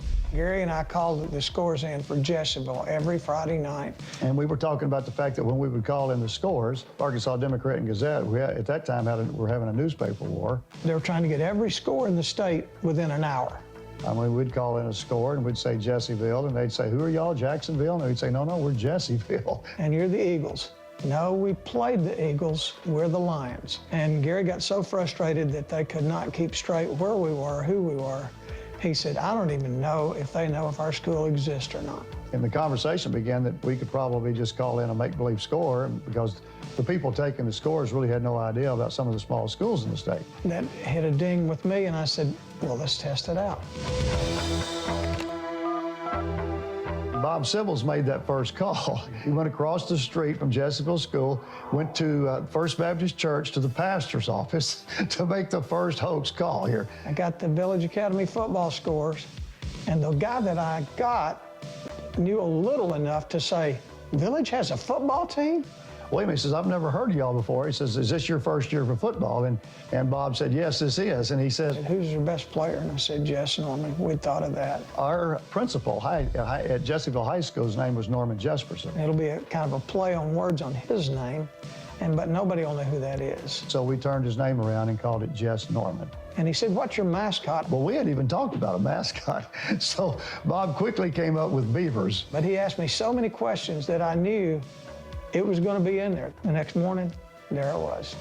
And I don't know if we would have ever gotten going. I don't know if I would have ever made a call, but when he made the first call and it got started, hey, it was on.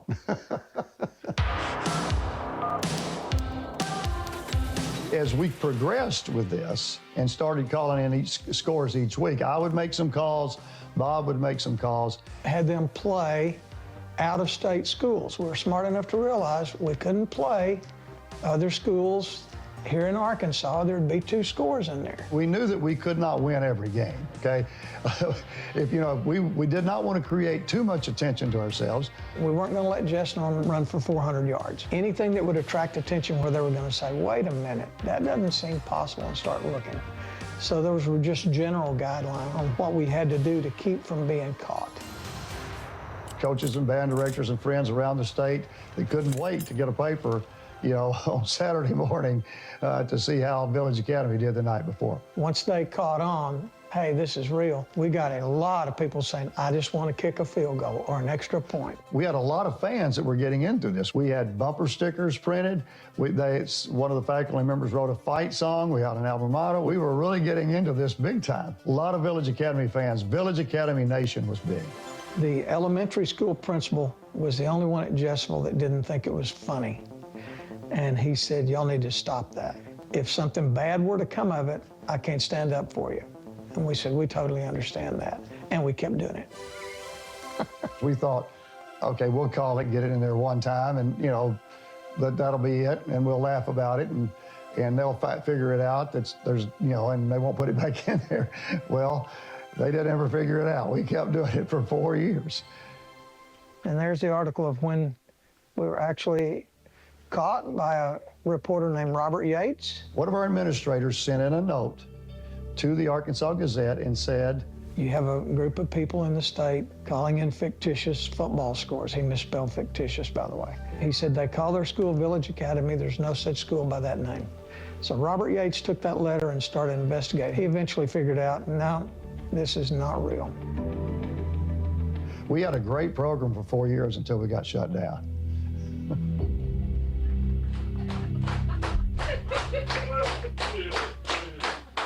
I said, you feel it, the Village Academy coach said hi. He said, are you the one? I said, man, I've been wanting to try out for that team. Once we got caught and we said, okay, we've been exposed, we'll have a celebration banquet at Rod's Pizza Cellar in Hot Springs. And we had well over 100 people for us to tell the story of the Village Academy Beavers, talking about a make-believe football team that did not exist.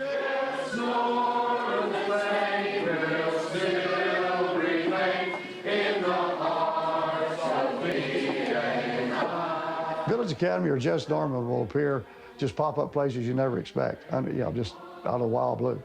I am amazed that it still pops up every once in a while. You know, this many years later, that was 1985 that we started it and quit in '88. I think the fact that it went so long, for 4 years, had a lot to do. You know, if it was only a couple of times, nobody'd be saying anything about it. So I think that's what keeps it going, is just how much fun it was back then and how many people enjoyed following it and being a part of it. I don't know if it'll ever die. It'll go on forever.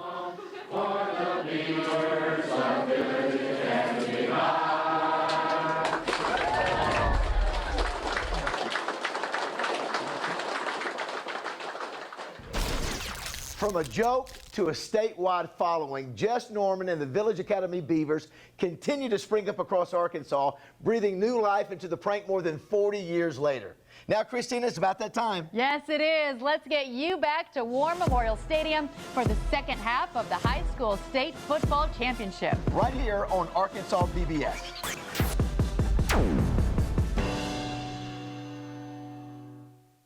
This broadcast is underwritten in part by... Since 1937, the electric cooperatives of Arkansas have been providing power to homes, farms, and businesses across our state. The cooperatives are member-owned and work together to serve Arkansans. The electric cooperatives of Arkansas proudly support high school students and athletics in Arkansas and hope you enjoy watching the state championship games on Arkansas PBS Sports. Better connected together. The electric cooperatives of Arkansas.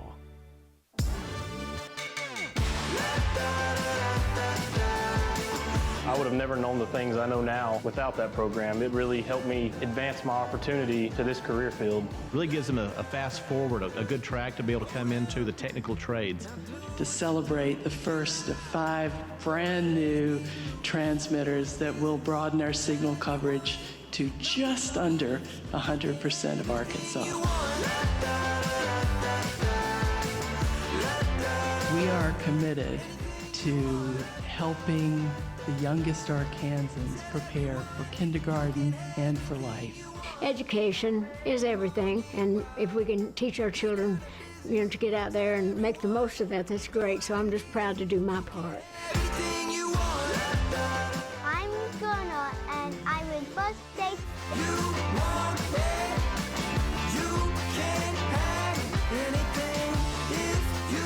the first step to reforming our Arkansas, taking the effort to understanding each other's struggles and making them our own. Everyone repeat after me. We have a voice. Could not reach our souls. Pause.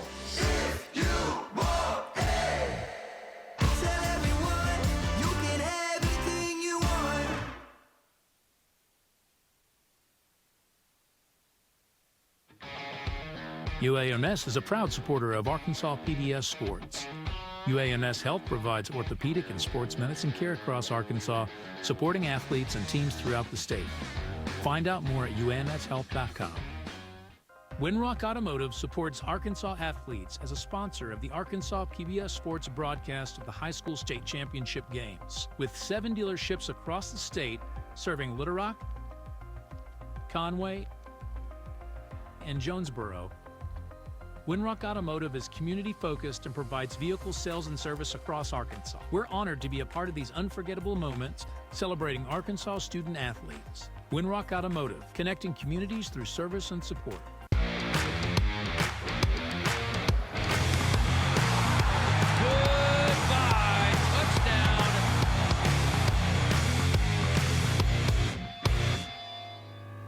Back here at War Memorial Stadium, we're at the half where Elkins leads Dardanelle 21-0 as we're at the half. Let's take a look at some halftime stats, Wes, and look at that first number in passing yards. Dardanelle has not gotten one passing yard here in the first half. Well, they had one completion for 2 yards, one completion for -2 yards. So that's why you got 0 passing yards with 2 completions. Total yards 284 to 74. I mean, it's been a dominating performance by the Elkins Elks. The defense has shut down Creed Vega. Vega, as you said, was 0 yards passing, 2 of 7 with an interception. He's got 44 yards rushing.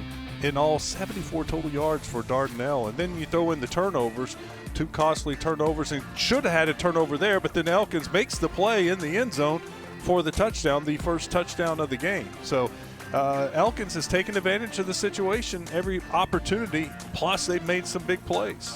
Isaiah Haywood for Elkins has had a great first half. 4 receptions, 69 yards, and that touchdown you saw just a moment ago. And then also Austin Bourne. He's run for 2 touchdowns. Came in the game with only 4 rushing touchdowns. Has 2 so far in this game. 5 carries for 30 yards for Elkins. We talked about in the pregame, Wes, they need to stop Creed Vega. 8 carries, 44 yards, and then, as you said, 2 of 7 for 0 yards passing and an interception. I want to point out Connor Ham for Elkins, too. Really have enjoyed watching him run the ball, 14 carries for 80 yards. And Ben Napier, very efficient at quarterback, 10 of 14, 159 yards and 1 touchdown. Well, Alyssa Orange is down on the field. She's about to get set with head coach Phil Vega, and Alyssa's got coach now. Take it away, Alyssa. Yeah. Coaches, you're good. You're good, guys. Coach is chewing. Yeah, you're good. It's okay. Got a little halftime break. He did. No, you're good. The message to the team in the locker room, Coach. Hey, we've been in this situation before this year, and to not panic, stay the course, and got to show more poise out there. We kind of had deer in the headlights look at that first half, and it showed. So I think we're going to end up coming out and play St. Louis football the second half. How do you work to break through that defensive line, get the offense going? We had lots of missed assignments, but watching it in there on the film, and lots of missed assignments. And we talked about it. We're going to get some things figured out and straighten out and do better this half. Coach, thanks so much. Thanks, guys. Sorry, Alyssa, didn't mean it. He got coach with a mouthful of food as he was coming out of the halftime locker room, and so he'll be, as he said, got to get your assignments right. You know, he had a lot of missed assignments, as they said there in the first half, and so it will be interesting to see if they've got the jitters out from the first half of the state championship game. It'll be interesting to see what they look like in the second half. Yeah, first things first, you got to get stopped, get the ball back, and then put some points on the board. It all starts with a little momentum. Yeah. Right now, they don't have any momentum, but as he said, they've been here before. They've trailed in the second half. They trailed in the fourth quarter last week against Warren. They trailed against Hamburg. I'm going back. Ozark, Clinton. They have found ways to win and not panic numerous times. Now, is 21 points their biggest deficit of the year? I got to think so. I was going to talk to the Dardanelle radio guys during the half, but never got a chance to talk with them. But this is probably safe to say their biggest deficit. So they got their work cut out for them. Don't have to play perfect in the second half, but it's got to be close to it. Well, Elkins won the toss from the first half. They elected to defer, so they will receive the second half kickoff, and we are just about set and ready to go. You can see the wind has picked up a little bit here at War Memorial Stadium as we start the second half of play. RJ Hawk alongside Wes Moore. Glad to have you along wherever you may be watching across the state of Arkansas. And we are just about set and ready to go. Kicking things off for Dardanelle will be Jesus Garcia, and he'll line things up from the 40-yard line. Back deep, you've got Ham. Looks like it maybe onside. It does kind of look like it's onside setup.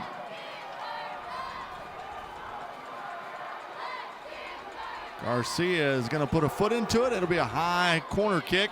It'll be taken down at the 24-yard line and brought up by Elkins, and bringing it up that time for the Elks was Brad Walker as he'll take it out to the 30-yard line.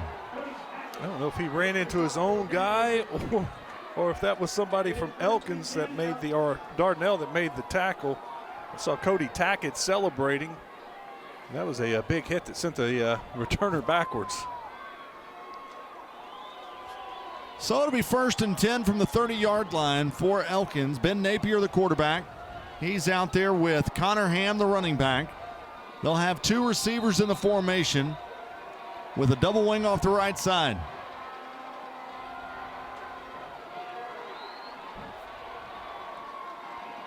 Napier going to hand it to Ham. Ham gets the corner, and he'll go out of bounds at the 41-yard line.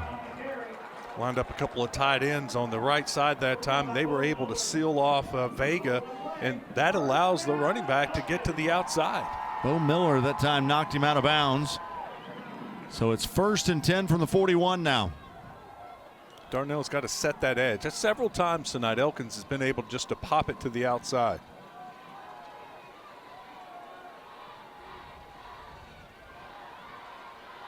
Two receivers in the formation.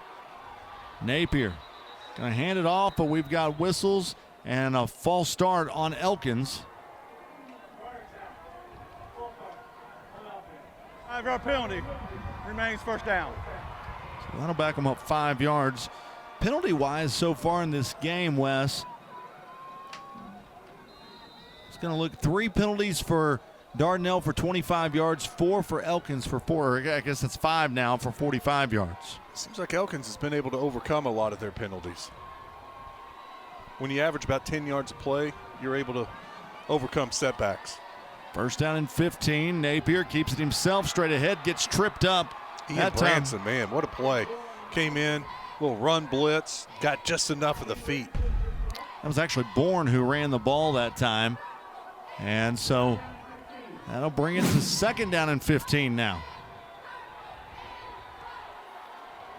I think Dardanelle saw Bourne in there, and you can it's almost been a run play every time. We haven't seen Bourne throw it. We know he's capable of throwing it, but we haven't seen it yet. So 2nd down and 15.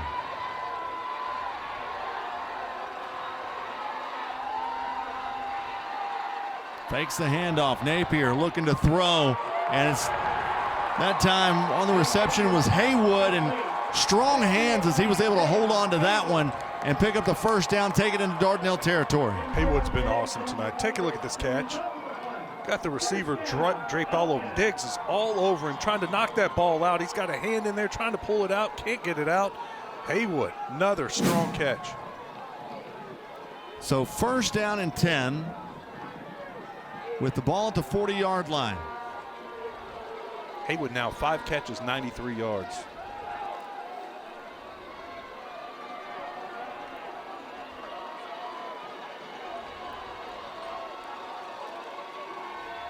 Gonna hand it to Ham straight ahead, and he'll pick up a couple on the play to bring up 2nd down. Dardanelle now, they're bringing their safeties up. They got 9 guys pretty much inside the box. They're two corners, man-to-man on the wide receivers. They're daring Elkins to throw the ball. And Dardanelle's telling your corners, hey, guys, you're going to have to win some battles. You're going to be by yourself on an island. You're going to have to do your job. Looks like Ham came out of the ball game. His helmet popped off. And so Bourne's back in there now at quarterback, along with Hunter Smith at running back. It's 2nd down and 8.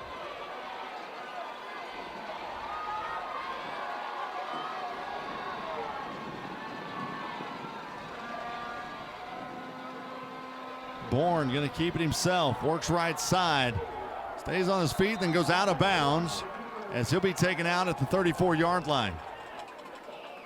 Once again, had the double tight ends, put them in motion, brought them to the right side, ran behind them, able to get outside, pick up about 3 yards. It's 3rd and 4. Probably 2-down territory for Elkins if they can't get the first down here. Could leave Bourne in there. Ball at the 34-yard line as Ham comes back in the ball game now.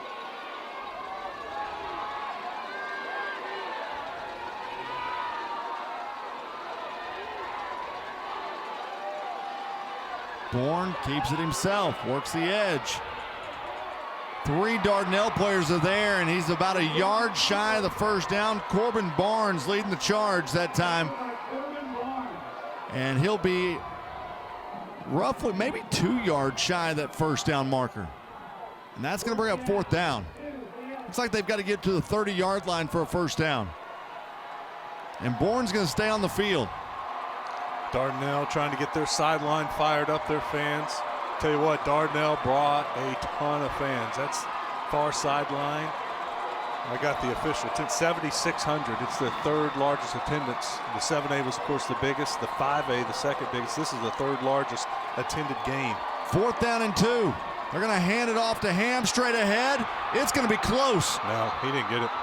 They're marking him well short. Looks like they came in at the 29-yard line, and it's going to be a turnover on downs for Dardanelle. That's the stop they needed for the second half. Yeah, they're marking him at the 32. He didn't get a yard there.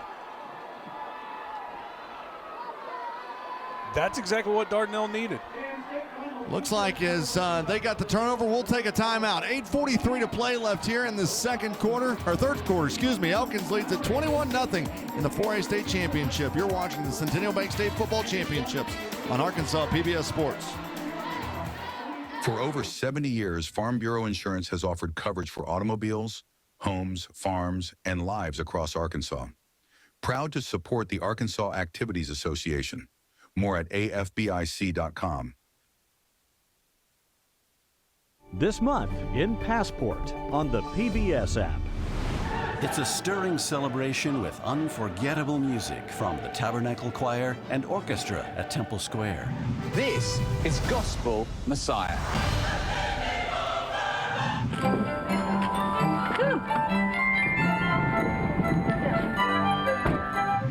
These and other shows from Arkansas PBS are available with Passport on the PBS app. It's primetime on your time. Get more of your primetime favorites each weekday starting at 1:30 following our PBS Kids programs. Catch up on all the programs you love, including Exploring Arkansas, Nature, Antiques Roadshow, Arkansas Week, British Favorites, Mysteries, and more, beginning at 1:30 p.m. Monday through Friday. See the full schedule and all the ways to watch at myarkansaspbs.org/watch.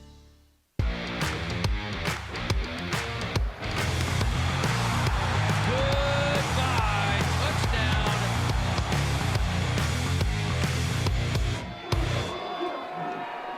Congratulations to our Arkansas PBS student all-stars, Braden Simpson out of Southside, the linebacker and running back.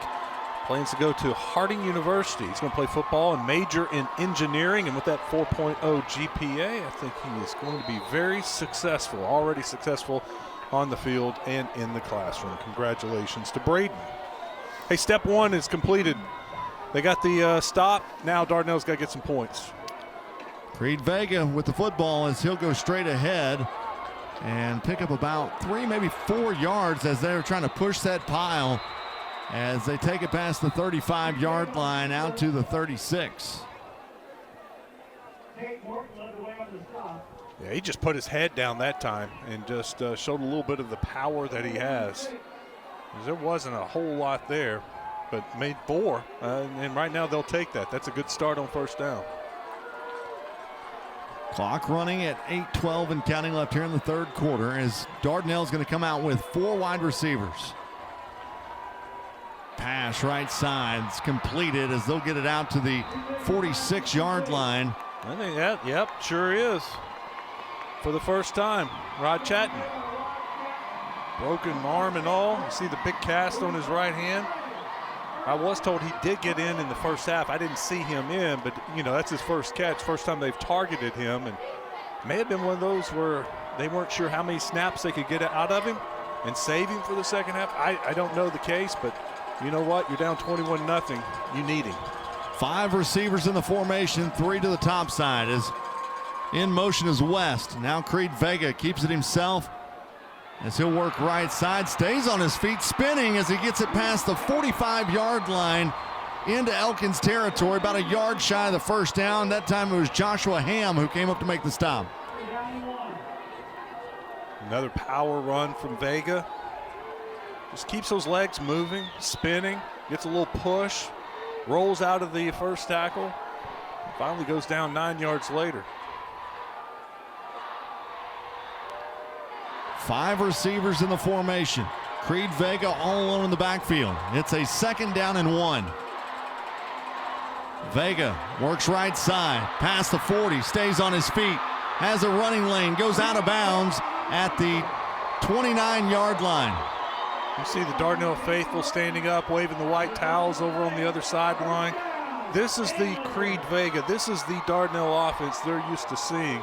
They're getting some productive plays, some bigger plays, moving the chains, getting a little momentum, They got to find a way to break through, though. They marked him out of bounds back at the 31, so it's a 1st and 10 from the 31.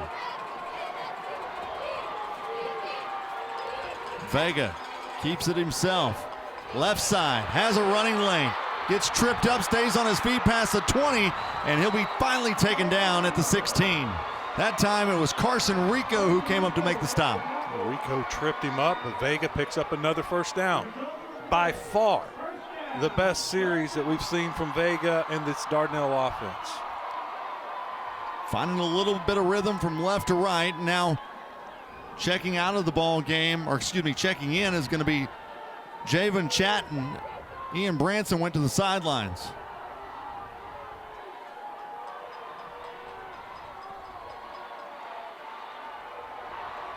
The Sand Lizards are going to have receivers on either side of the formation. Vega takes the snap, going to run with it. And here's 3 Elks in the backfield immediately, and now we've got a penalty flag down. Kason Roten was the first one there. He came off of that end, and just it was too slow of a play. It was, you had a pulling guard. It just developed so slow. Roten got up the field. You see the penalty, personal foul. That's the distance to the goal from the previous spot. Results in the first down. It's huge. I mean, you think about it, because you just got a big play from the Elkins defense. It was going to be 2nd and long.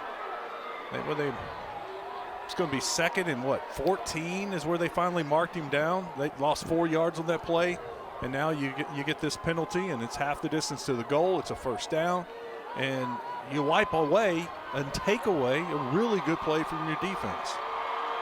The momentum right now shifting over to the Dardanelle sidelines as the ball is going to be spotted down at the 8-yard line. By far the best drive for Dardanelle so far in this game.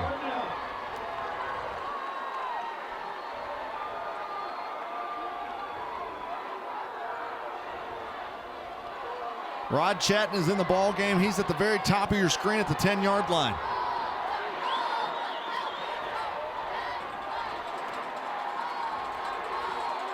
Getting the chain set or the marker set. Yeah, because it's going to be. It will be first down with 2 yards to go. Yeah, that's what I was about to say. They had to reset the chains because it wasn't. It was going to be 1st and 2. 4 receivers to the top side of the formation. Creed Vega straight ahead. Trying to drive the pile, and he may have lost a yard on the play. He did. Yeah, they're just coming. Elkins coming on a run blitz. You can just see the linebackers firing into the backfield. Now, what that does is it opens up the middle of the field. If Dardanelle wants to attack it with one of those a slot receiver running over the middle, he should be wide open. But the linebackers are just coming. They're pinning their ears back and looking at no one but Vega. So that brings up a 2nd down and 3 now. Tight formation this time. Vega works it back middle of the field. Dives to the 1. It'll pick up the 1st down. Now it'll be 1st and goal from the 1. Slow developing play again. There was just nothing there on the right side, and Vega saw a hole in the left and just hit it hard. Got through and just got tripped up. From the 1, Vega dives forward. I don't think he got in. They're going to mark him down at the 1, about the half-yard line. Again, Bourne coming off the edge. They're just getting in the backfield so quickly. The one thing about this drive, taking up a lot of time right now for Dardanelle. So it's a 2nd down and 1 from the, or 2nd down and goal from the 1. Vega takes it himself again, dives for the end zone. Officials get together, touchdown. That was just power football. There wasn't a whole lot there. Vega just runs up the back of one of his offensive linemen and pushes him into the end zone and just barely gets the ball across. But Vega and Dardanelle get on the scoreboard, get a little momentum, trying to make this game a little more interesting. Jesus Garcia on for the extra point.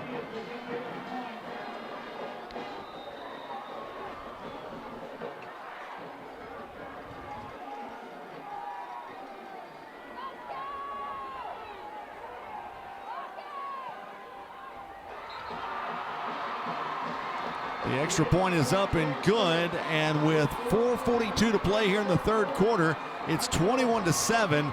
That drive, 10 plays, 68 yards in 4 minutes and 1 second for them to get in the end zone. Let's head down to Alyssa Orange on the sidelines. Well, guys, we've seen Creed Vega do it all season long, a rushing touchdown added to his stat sheet. In this game, an important game, not just because he's a senior. As Wes mentioned at the beginning of the broadcast, he'll go to Air Force next year. But we've talked about his dad, Phil Vega, a lot and the relationship these two have. And he said before the game that he understands not only the significance of bringing back a state championship to Dardanelle, but winning one with his dad. This is the final game they have together. This one's special. And if they're going to win it, they're going to have to do it together. You know, I talked to Coach Vega earlier this week, and for the last couple of weeks, they knew that could be their last game if they lost in the playoffs. This week, they knew this was their final game, and they were cherishing the moment just like they have all season. Good look at Creed there on the sideline. Completed 1 pass, I guess, to Chatton on that drive, and the rest was just on his feet. Yeah, Creed Vega now 17 carries, 93 yards, and a touchdown so far in this game. As here's the kickoff that will roll into the hands of Ham at the 16-yard line. He'll be taken under right there. And so the Elkins Elks will have it at the 17. On the tackle that time was Jarvarius West. I got to think at halftime what Dardanelle was saying, guys, we're going to get a stop. We're going to get the ball back. We're going to go down and score. Well, that's what they did. That was their mission. The 2-step process was completed. Now they feel like, you know, they got a little life. They got a chance to make another comeback. Now it's up to Elkins. This is a big drive for them to respond and take back the momentum in this game. So it'll be 1st and 10 with the ball at the 17-yard line. Ben Napier's in the shotgun. He'll have 2 receivers to each side of the formation. Running back is Connor Ham.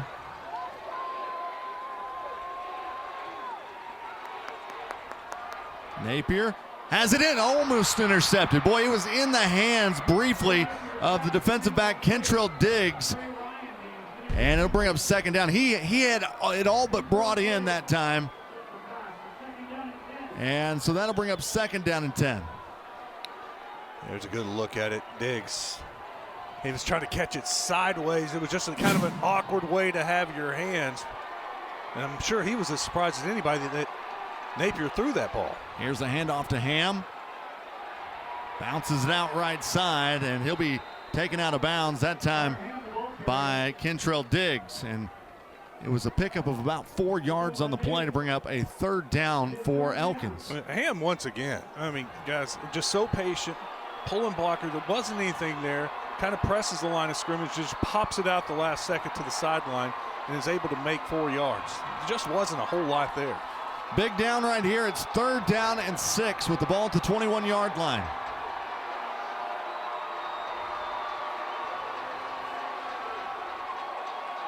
Napier drops back to pass, throws it across the middle, has a man down at the 29. It's enough for a 1st down. That time was able to find Isaiah Haywood on the reception. What a throw, too. I mean, he got that in a little window. Dardanelle linebacker almost got a hand on it. Tight coverage. Just a really well-placed ball by Napier. Fresh set of downs. Ball officially spotted at the 30-yard line. Gonna hand it off to Ham. He'll be taken down just shy of the 35 at the 34. It's a pickup of 4 yards on the play. Ham just following one of his lead blockers, pulling in, creating a hole, gets right in behind him, and picks up 4. He's not afraid to get inside the tackles and do some of that hard running. 2nd down, high snap. They give it to Ham again. He'll go straight ahead, crosses the 35, takes it out to the 37, and that time it was Cam Olson who came up to make the stop. Elkins tight ends are doing a really good job. You'll see both of them coming in motion, leading the way. Did that once again. Dardanelle kind of submarined the play, went down low and bottled it up. See a change in quarterback. Austin Bourne comes in now on this 3rd down and 3 with the ball at the 37-yard line. Clock ticks close to 3 minutes left here in the 3rd quarter.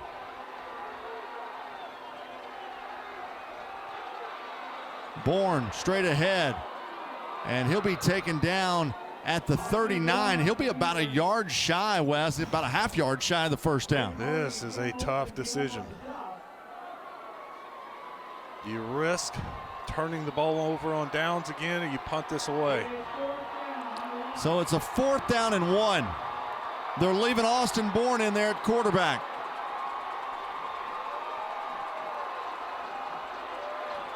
The running back is Hunter Smith.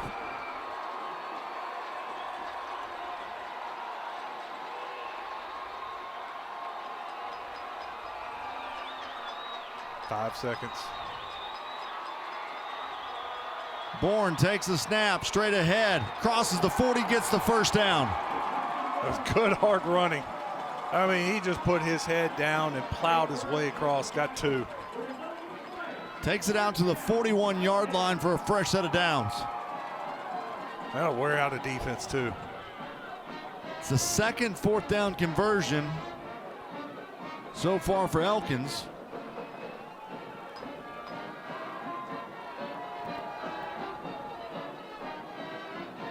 So it's now a 1st down and 10 with the ball at the 41. Ham's back in there at running back. Napier at quarterback. Hand off to Ham. He's hit the backfield and taken down. Leading the charge was Ian Branson that time. Well, we've seen Elkins coming in on those run blitzes, getting into the backfield. That time it was Dardanelle that did it. They're gambling. It's going to be a running play. Here he comes, right off the edge, meets the running back in the backfield. So it's a 3-yard loss to bring up a 2nd down and 13.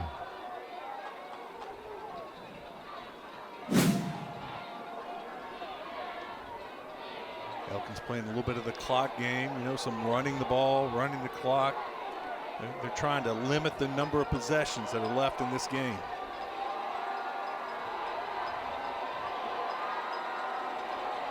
Napier hands it off to Ham again. Works right side, penalty flag down, and Ham is going to be swarmed under at the 40 by Braden Hardy. Probably got a holding call here, the way that one came in. Big Gabe Burris was motioning to his sideline saying they held me. So do you decline it right here, Wes? Yeah, that's I was just thinking about that. It could be 3rd and 11, or do you push them back and make it 2nd and 13, 23? You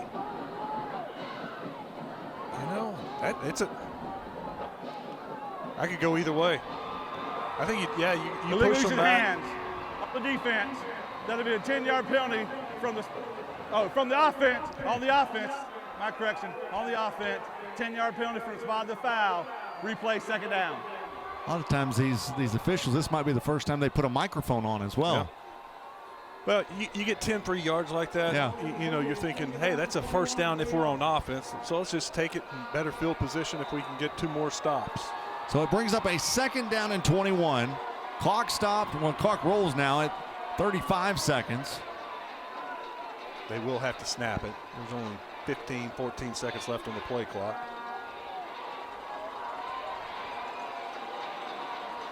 Ben Napier, the quarterback, gonna look to throw. Big ball, right side. And he just overthrows his intended target, trying to find Isaiah Haywood.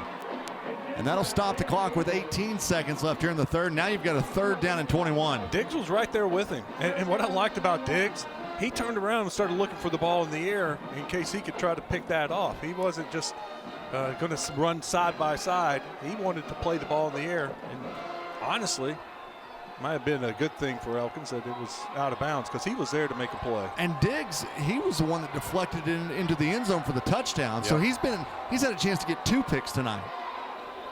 So it's a 3rd down and 21. Hammond at running back. Napier the quarterback.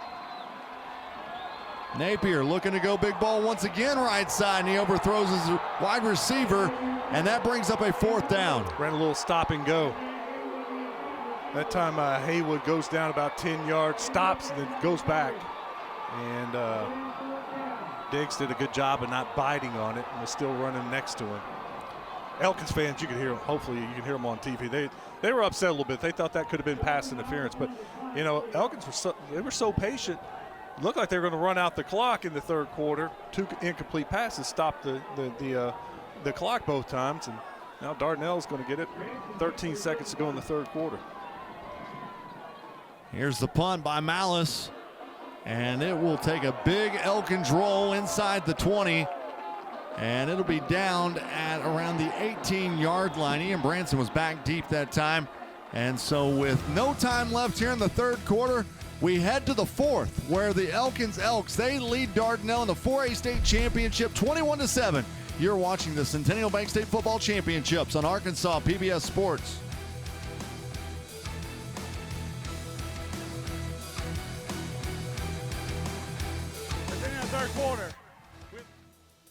Centennial Bank supports communities across Arkansas and is a proud supporter of the Arkansas Activities Association and Arkansas PBS Sports, providing financial services since 1999. Member FDIC.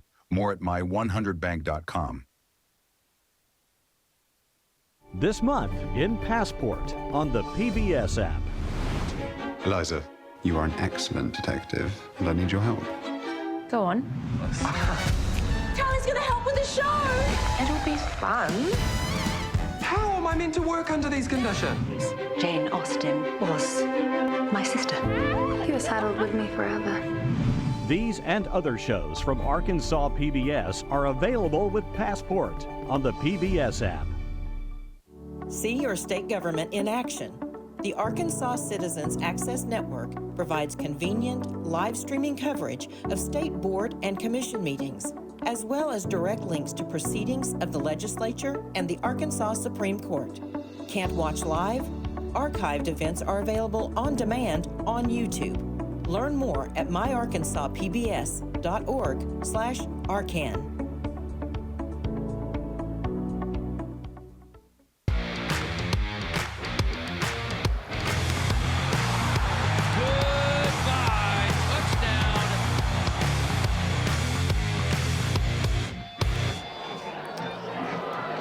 There's the Dardanelle faithful here as they brought, as Wes, you were talking about a minute ago, huge crowd tonight for Dardanelle, and Elkins brought a crowd here as well. And we've had great attendance throughout these state championship games, both weekends. And really, I was told just a minute ago we were close to the all-time record for all the games. I think I heard Troy say it was the second largest for both weeks. Here's Creed Vega running with the football out past the 30, and he'll be taken down at the 33-yard line, that time by Hunter Smith. Another one of those back to pass, just has a hole open up, doesn't see anything, just takes off and runs with it. Picks up about 14 yards on first down. They're going to need a big play at some point. You know, the methodical drives are great when you get points, but it's hard to have methodical drives in high school. You need a big play at some point, a chunk play. 5 receivers in the formation. Creed Vega running with it, gets spun forward out to the 35-yard line, that time by S.R. Williams. Yeah, S.R. wasn't fooled that time.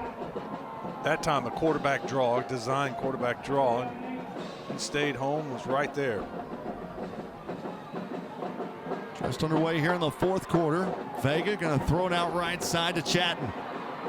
Chatton going to be taken down at the 41. You can see he was holding it with that club hand, and he was just like ready to get down so that he didn't get punched out of there. Yeah, he was making sure to get 2 hands on the ball there at the end, and probably trying to protect that hand a little bit in your mind. I know it's well protected with that cast, but in your mind, probably don't want to come down on it. You don't see many receivers playing with a big club hand like that as a wide receiver. Only in a state championship game. Only in a state championship game, yep.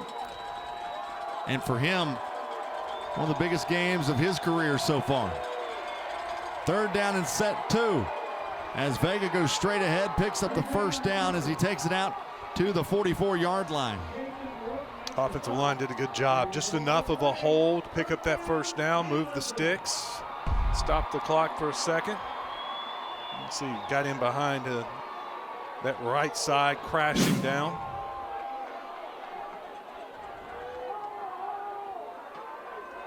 At some point, they're going to take a shot.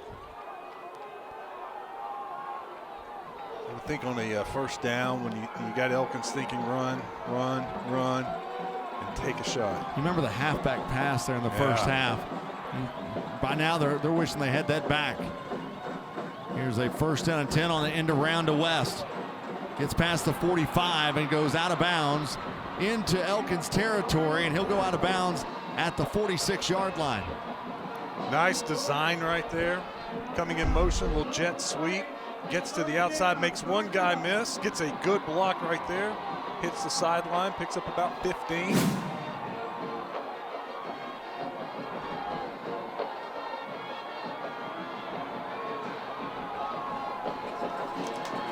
So it's a 1st down and 10. Creed Vega with the football, straight ahead. He'll spin it down past the 45-yard line, and they're going to spot him down at the 44. And big Gabe Burris lined up as an H-back that time. Burris pulls, goes over the left side. But Creed kind of cut off of him, cut it up inside. And I saw Burris just keep on running down the field like, you keep following me, big man, keep following me. So it's a 2nd down and 8 for Dardanelle. Vega fakes the handoff, has a man, middle of the field, and it's caught that time by Cam Olson for the 1st down as he takes it to the 25. Remember those linebackers crashing in, middle of the field wide open? That's exactly what that was. They hit him, faked the run, right across the middle, nobody there. So it's a 1st and 10 from the 25. Vega, right side, stays on his feet and then finally taken down at the 21. If it's not for the hustle of Slaughter, he recognized that just at the right time to make a tackle on that pass play. If it's not for him, that probably goes the distance. But that was a good job by Slaughter, recognizing that was a play action pass. It's a pickup of 4 yards that time as they take it to the 21-yard line. Now Dardanelle is going to send 3 receivers to the left side, 2 to the right. Got him spread out. We've seen them run out of this formation. Vega, quick pass, right side. Into the hands of his receiver, Barnes, and Barnes will be taken out of bounds. Inside the 10-yard line, down to the 9. Saw some speed out of Barnes. I told you earlier he won the 300-meter hurdles state championship. He caught that. It was just a simple little toss to him. And he had a receiver in front of him blocking, and just the speed alone was enough to get him inside the 10. This is where Elkins defense needs to, buckle the back up. You need to stiffen up here. Look, you let them drive, but you're also taking a lot of time off the clock. You get a stop here. This is gold. This is perfect. 9 yards. Creed Vega going to keep it himself. Now options. The ball's fumbled, and it goes out of bounds. Ball goes out of bounds. Boy, it went right off his hands at the last moment. So the ball can't be fumbled forward out of bounds, so it would. They're gonna mark the ball down. Forward fumble out of bounds. Returning the ball to the spot of the fumble. Second down. So yeah, they're gonna return it to where the ball was fumbled. So that will put the ball at the 11. Boy, they caught a break there. That could have been their second red zone turnover. That's what I was saying. You drive all the way down here and spend all that time. You got to score here. Creed Vega with the ball straight ahead, gets nowhere, gets back to the 11. That time it was Kason Roten who came in to make the stop. And once again, just crashing in. He comes in off the backside edge, makes the tackle from behind. So it's 3rd and goal from the 11-yard line. Clock is rolling at 7:07 left in the ball game. Need your best pass play here. That's where I'm looking for Rod Chatton. I know he's got a club on his hand. You need to go make a play. He's to the left side of your screen. They fake the handoff, and now we've got whistles. And it's going to be a false start on Dardanelle. The flag. False start on the offense. That's a 5-yard penalty from the previous spot. 3rd down. The flag was on the far side of the field. And Dardanelle's going the wrong direction as the ball's now at the 16. Yeah, they had it 1st and goal at the 9. Lost a couple yards on the fumble out of bounds.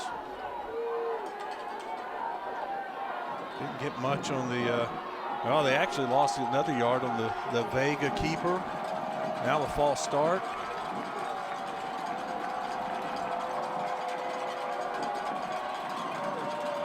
Got him. Offsides. So now we've got another penalty, this time on Elkins.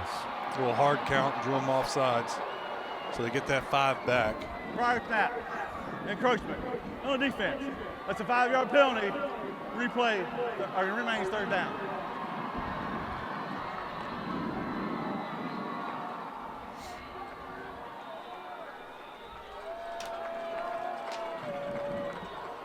So that'll put the ball at the 11.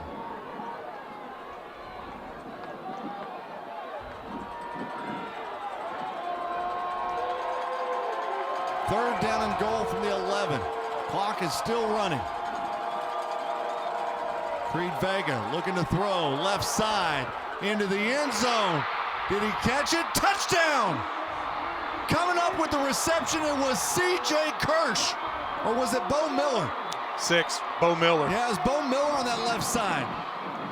Bo Miller came in with 6 touchdowns on the season, and number 6 just got his 7th touchdown. Just a little corner route. Vega throws it up, lets his receiver adjust to it, go up, make the catch. Big time throw, big time catch. So that makes the score 21-13 as Jesus Garcia is on for the extra point.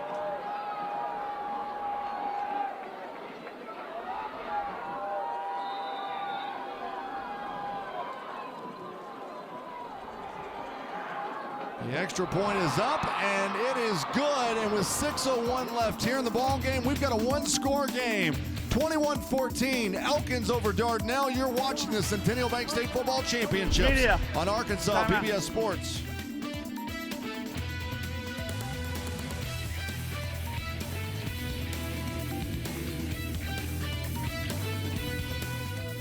Everett Buick GMC provides vehicles to Arkansas families and supports local organizations. Community involvement has been part of our story for generations. Proud to support the Arkansas Activities Association and Arkansas PBS Sports. More at everettbgmc.com. This month in Passport on the PBS app. Where better to have a family Christmas than the Highlands of Scotland? Mary! Cheers. Christmas is my favourite time of year, and the real highlight is the food. It's kind of like a food variety show. And you want to be on it? You are right now. These and other shows from Arkansas PBS are available with Passport on the PBS app. I think it's important for Arkansas PBS to have sports because it provides sports on a greater platform to the entire community. And it also gives people in various other communities an opportunity to see other schools and other athletes and to have a greater appreciation for not just their own community, but the sports that are available across the state of Arkansas. There are so many lessons that sports provides, and it's one of the reasons why it's so important to the next generation of athletes coming up.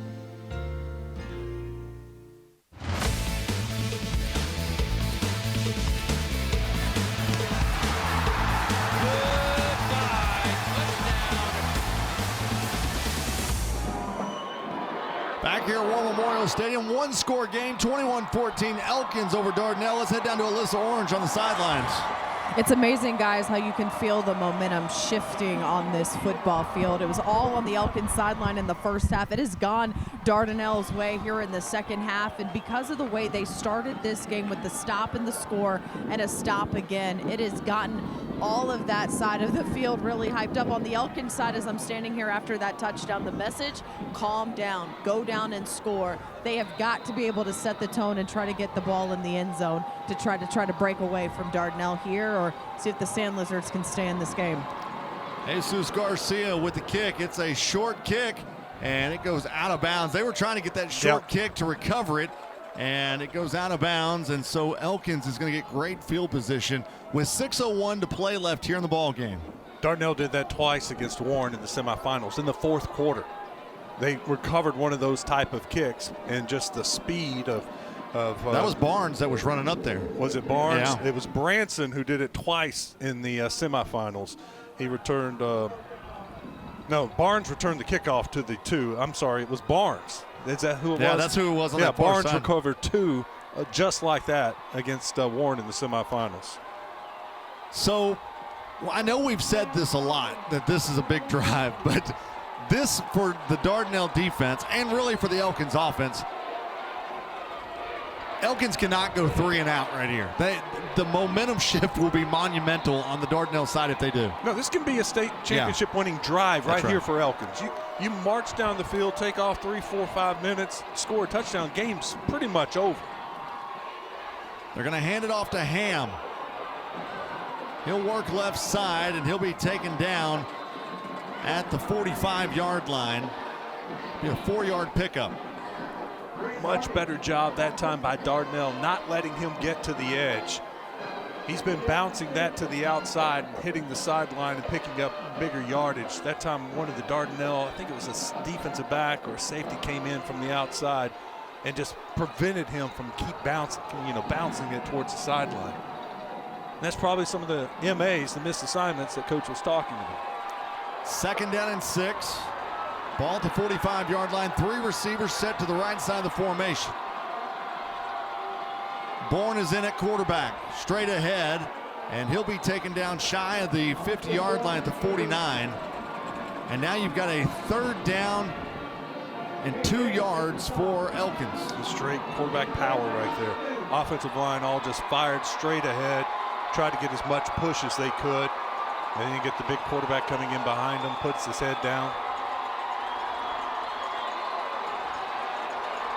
Right now, Elkins is going into that wind right now at 8 miles an hour as Austin Bourne's in there at quarterback with Hunter Smith, the running back. 3rd down and 2 with the ball at the 49-yard line. Bourne works left side, has a running lane past the 40, 25, off to the house. He walks the dog into the end zone. Touchdown.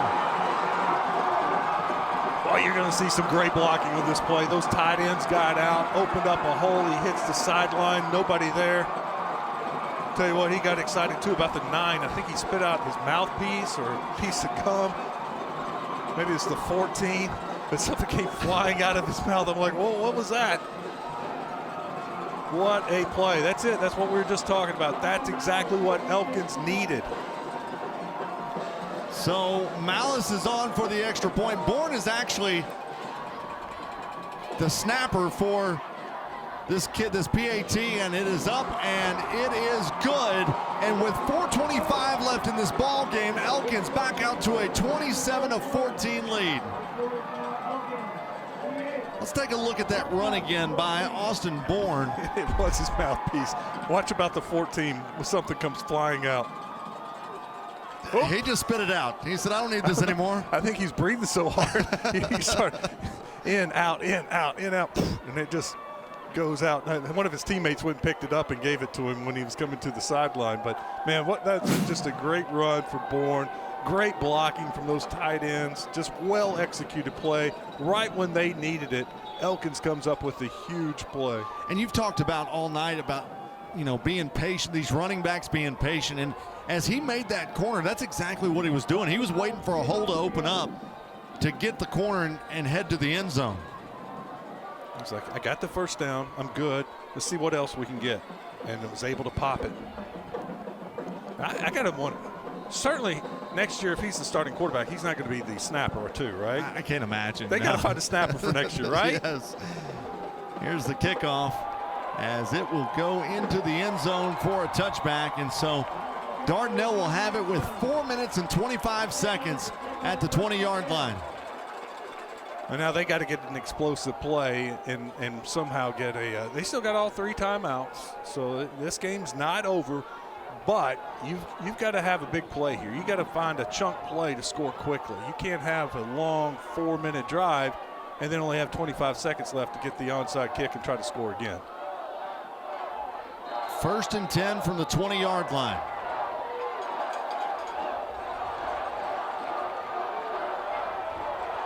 Four receivers in the formation.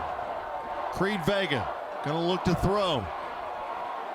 Vega steps up with it, and he'll be taken down back at the 16-yard line.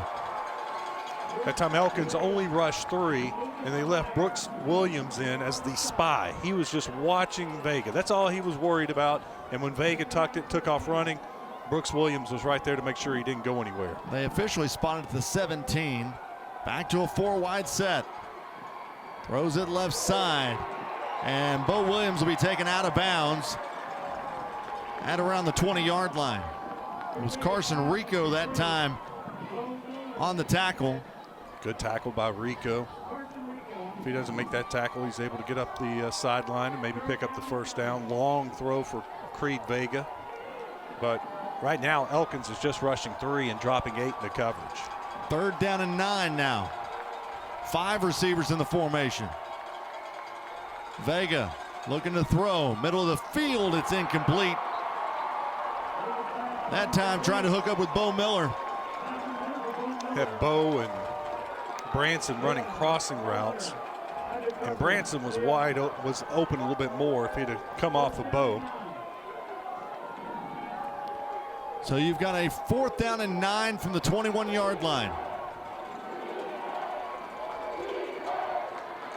2 receivers to each side of the formation.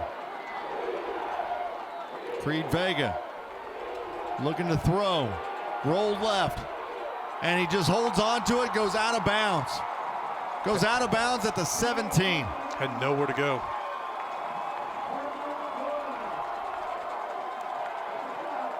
So it's a turnover on downs with 3 minutes and 15 seconds. And that was great defense in the secondary by Elkins. Well, in great defense, just getting pressure on Creed Vega. Forcing him out of the pocket, pursuing him, making sure he couldn't run with it. Elkins taking a timeout here. Timeout. Elkins. It'll be their first timeout of the half.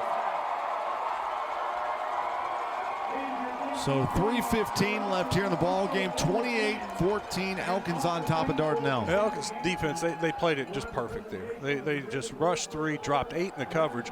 You know, they knew, you know, you're basically saying if you run it, you go ahead. You can run it on us. We're only going to be rushing 3. We're dropping back into coverage, but you're only going to get 7, 8 yards at a time. And it's going to take you 4 minutes to drive down if you continue to do that. And so they just said, if you're going to beat us, you're going to have to run it. Well, they don't have time to run it right now. It was just a very tough position to be in for Dardanelle. Hey, don't forget there's photos of this game, as you can go to myarpbs.org/photos and get all the photos. That we've got a great crew of folks that are roaming the sidelines throughout this game, taking photos. And if you want a copy of any one of those, you can go right there to that website on your screen and get your photo today. So 3:15 left out of the timeout. Elkins 28, Dardanelle 14. You know, they don't give us the height and weight of the players. Yeah. Just that we were looking at the huddle. And I tell you what, Isaiah Haywood's a big wide receiver. He's a big guy. He was a lot taller than anybody else in that shot. I didn't realize how big he was. Another big one is the quarterback, Austin Bourne. He's in right now. He'll go straight ahead, gets upended, and we'll get about a yard on the play. And he's taken down by Braden Hardy. And quickly a timeout charge to Dardanelle. I did not get Dardanelle. any That'll be the first offer time out of the list half. for Elkins. I didn't either. Okay. Yeah. I got to think Haywood's going to be playing somewhere next year. He's a good receiver. Good hands, good size. I got to think he's got some offers. Hey, let's head down to the sidelines and check in with Alyssa. What's up, Alyssa? Well, we know this game, a competitive one, and both coaches, their end goal is to win, but there's a lot of respect on both of these sidelines. In fact, Coach Watson and Coach Vega played together at Arkansas Tech in their college days. When I talked to Coach Watson, he said, yeah, I played, he was a little bit older than me, Coach Vega was, but we were together there for 2 years at Arkansas Tech. I did ask about sharing any stories. He said, yeah, I can't do that. But a lot of respect between these two coaches. Some stats for you real quick for Elkins. Ham over 100 yards, 23 carries, 107 yards. Haywood over 100 yards receiving, 6 catches, 102, 1 touchdown. So it's a 2nd down and 10 with the ball at the 17-yard line. Bourne keeps it as he'll run in the back of one of his offensive linemen, and they take it to the 15. Another timeout. You know, Vega has been sacked and had several plays where he lost yards, but his totals now, 25 carries for 29 yards. Yeah. You don't think the Elkins defensive staff is just thrilled with those numbers? Absolutely. Coming off, what, 327 last week and 7 touchdowns? No, that was one of the things we talked about. This Elkins defense is legit. And to hold Dardanelle to 14, tip of the cap. So in the pregame, you always like to watch the field goal kickers, right, and see what they can do. And we haven't really got to see any field goals. We've seen the extra points by both these guys. Now, one thing to note is that, let's say Elkins doesn't get this here and they elect to kick the field. They're going to be kicking into that 8-mile-an-hour wind. But that's more, what we've learned here at War Memorial, that's more at the top of the stadium than it is down the bottom of the bowl. Yeah, no problem. I saw him kick from the 30, a 40-yard field goal easily. So definitely in his range. If anything, they may want to center it up a little bit. They're over there on the far right side. But they're not thinking about kicking right now. They want this first down.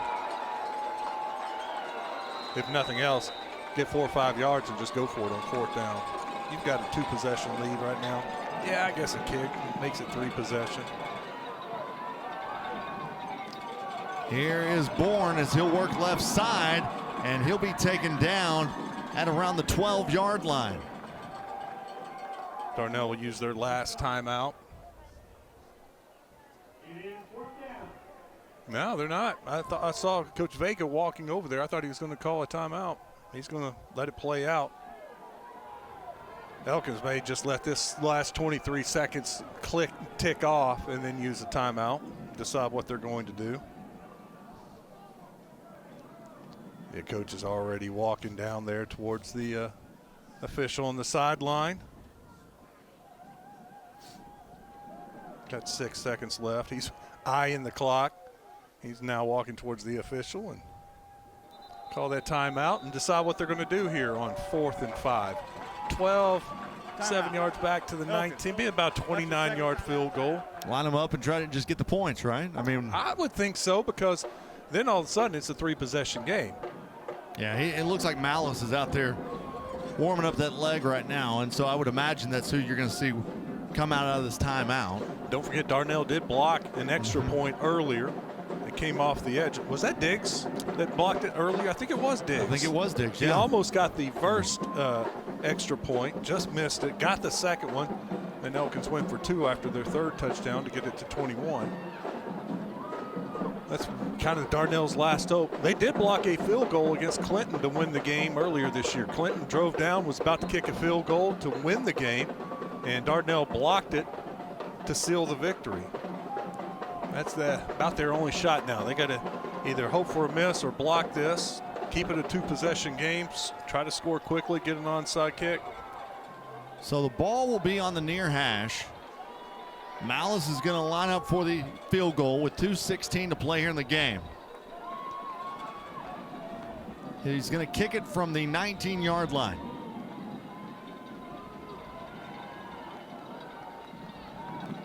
Snap is back, the kick is up, and it is good.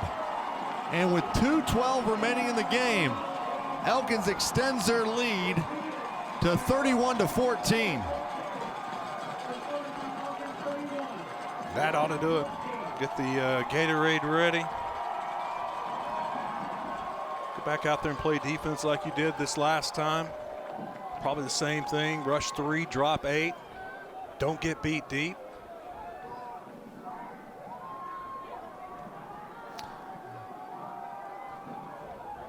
Well, the game plan that Elkins had when they came in to shut, and I said this earlier, the way that they prepared to shut down Creed Vega in this game, it's been pretty impressive, because Creed Vega has dominated every game that he's played in this year, and they've held him in check all night tonight. Yeah, you had those 2 drives in the second half, and besides that, it's not much for Dardanelle. Total yards now for Dardanelle still at 129. Is that right? 129 for Dardanelle total yards. Here's the kickoff, and it will be taken down at the 8-yard line. Brought up to the 30, and that time was Jarvarius West bringing it up for Dardanelle out to the 32-yard line. It was Jeff Slaughter who came in to make the stop. He's been all over the place tonight. He's made some nice plays tonight. That was really big, because if he doesn't make that, if he's not there, it's the kicker. It's a house call, potentially. Slaughter's the one on the that little play action pass across the middle that read it just in time to make the tackle. So you've got a 1st down and 10 with the ball at the 32-yard line. 2:06 remaining in this one. Dardanelle's going to come out with 3 receivers to the left side. 5 receivers total in the formation. Vega, quick pass, left side over his receiver's head, that time trying to hook up with Jarvarius West. You know, this year the theme has kind of been rematch. We've had a bunch of rematches in the state championship game. Started with the 2A game with EPC and Cross County, conference foes, and EPC won the first matchup. Cross County won the second matchup. Here's a pass across the middle of the field, and miscommunication between him and Rod Chatton. And then 7A, it was a rematch of Bryant and Bentonville from last year's state championship game. Not a game this year. But in 6A with Greenwood and Shiloh Christian, a rematch of conference game. And by the way, I'm surprised we're still not playing that game. That thing went on forever.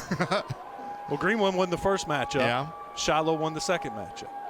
Here's another rematch of a game earlier this year. The team that won the first matchup, Dardanelle, looks like they're going to lose the second matchup. The only team so far that won the rematch was Lakeside, or Joe T. Robinson. Yeah. Joe T. beat Lakeside the first time in the regular season, beat them in the state championship game.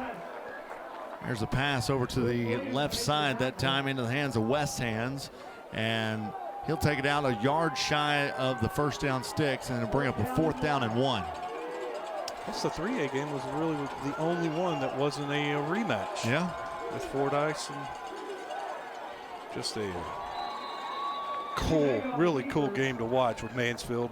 They got that wing tee going, rushed for over 400 yards. It was funny after the game, I immediately turned on Harding to watch Harding. Yeah. It's the same offense, and they had it clicking too, and I'm like, man, this wing tee is fun to watch when it is clicking. Yeah, after the first down, and the ball's intercepted and taken by Elkins, and he'll just go down right at the 41-yard line. That was Joshua Ham. Dude, Ham had a touchdown. There was nobody else there after he broke that tackle, but he did the smart thing. Just go down. Game is over. You can take a couple of knees and start celebrating. Elkins.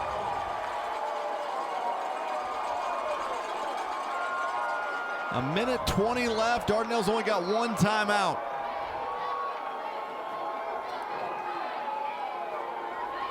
Elkins going to go to the victory formation.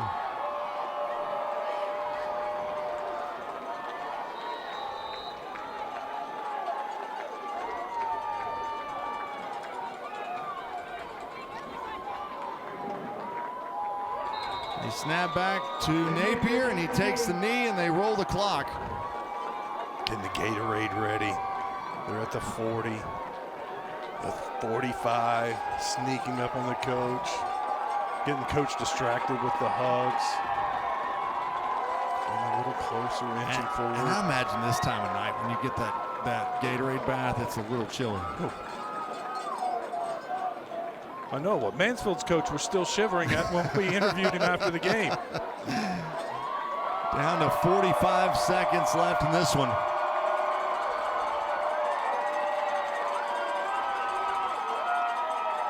They take a knee, and that will do it. There's the Gatorade bath, and that's the best bath he's going to have in a long time. History made for Elkins for the first time. They're taking home a state championship. They were here last year, couldn't get the job done. Zach Watson and his crew, they're taking home a state title back to Elkins. Your final score in this one, Elkins 31, Dardanelle 14 in the 4A state championship game. Both teams going through the line to shake hands, and when we come back, we will have the trophy presentation as you're watching the Centennial Bank State Football Championships on Arkansas PBS Sports.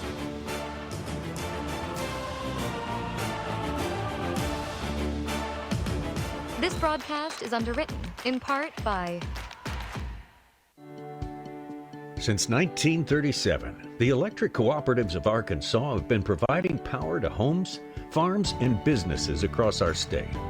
The cooperatives are member-owned and work together to serve Arkansans. The electric cooperatives of Arkansas proudly support high school students and athletics in Arkansas, and hope you enjoy watching the state championship games on Arkansas PBS Sports. Better connected together. The electric cooperatives of Arkansas. UAMS is a proud supporter of Arkansas PBS Sports. UAMS Health provides orthopedic and sports medicine care across Arkansas, supporting athletes and teams throughout the state. Find out more at UAMShealth.com. Winrock Automotive supports Arkansas athletes as a sponsor of the Arkansas PBS Sports broadcast of the high school state championship games, with 7 dealerships across the state serving Little Rock, Conway, and Jonesboro. Winrock Automotive is community-focused and provides vehicle sales and service across Arkansas. We're honored to be a part of these unforgettable moments celebrating Arkansas student athletes. Winrock Automotive, connecting communities through service and support. From classrooms to communities, Arkansas PBS is making a difference every day, preparing our youngest learners. What's the next clue? Educating our teachers. Providing public safety. Informing the public. On the next Arkansas Week. And celebrating Arkansas, its people, and its history. Through the partnership of our viewers, members, and community leaders, Arkansas PBS will continue to serve as a beacon of educational excellence and a platform for the stories that matter to Arkansans.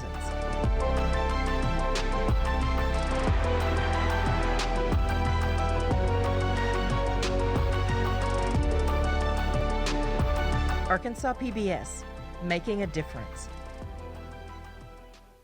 Team sports in Arkansas really is the building of character. It's being able to get through trials and tribulations as a team. You take those lessons from team sports and use them in everyday life situations. I'm RJ Hawk. Please consider giving to Arkansas PBS Sports. This month on Arkansas PBS. Our mission is to renew the firing line tradition for a new generation and engage in a debate about the America we want to create in the 21st century.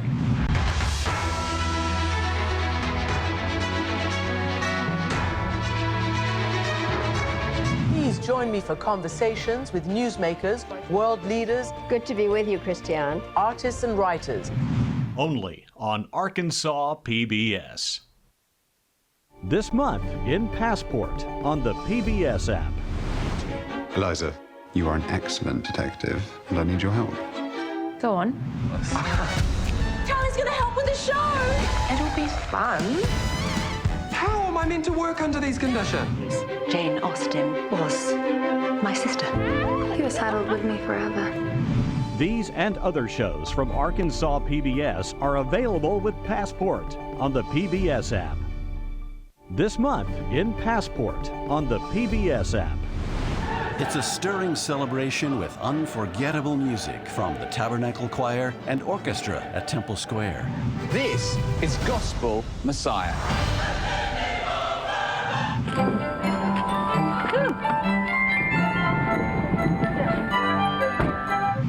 These and other shows from Arkansas PBS are available with Passport on the PBS app.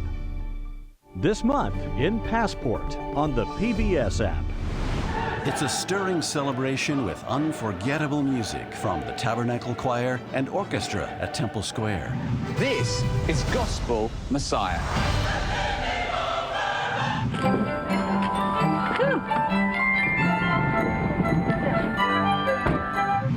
These and other shows from Arkansas PBS are available with Passport on the PBS app.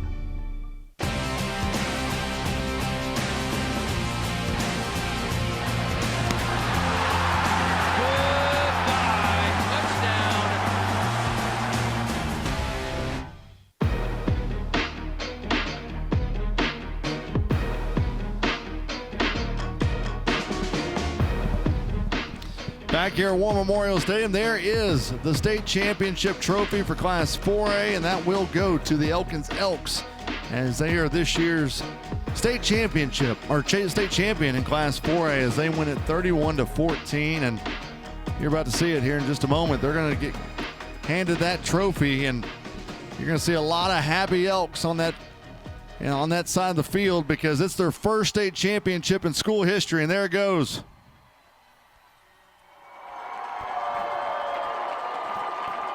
And fittingly, one of the big guys up front grabs that trophy. They paved the way for a lot of rushing yards tonight. Tell you what, they got it done on the ground. 218 yards rushing tonight. You had Connor Ham with 107. Austin Bourne finished with 100 yards rushing. Here's the final stats for the ball game. 410 yards for the Elks, 140 for Dardanelle, 218 yards rushing for Elkins, while 69 for Dardanelle in the passing department, 192-71.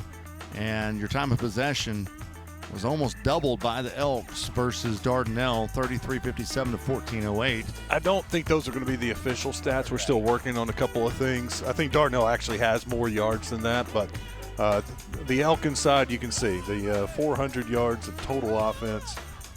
Just a look. Dardanelle made it interesting in the second half. Yeah. It was 21-14. Elkins had the ball. If Dardanelle gets another stop, guys, this could have been very 100%. Interesting, you know? Yeah. But you got to give it credit. Once again, the offensive line that I talked about, those tight ends that came pulling, And then Austin Bourne, he hits the sideline. There was nobody there, and he takes it to the house. And that was the winning play right there. 51-yard touchdown run from Austin Bourne, his third touchdown of the day.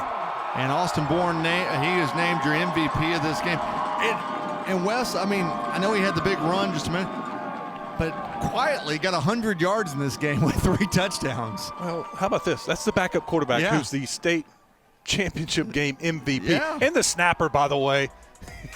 He did a good job on his snaps, too. And he played defense. I mean, he did really well on defense. Here's the highlights of this game. There's your first touchdown off the deflection.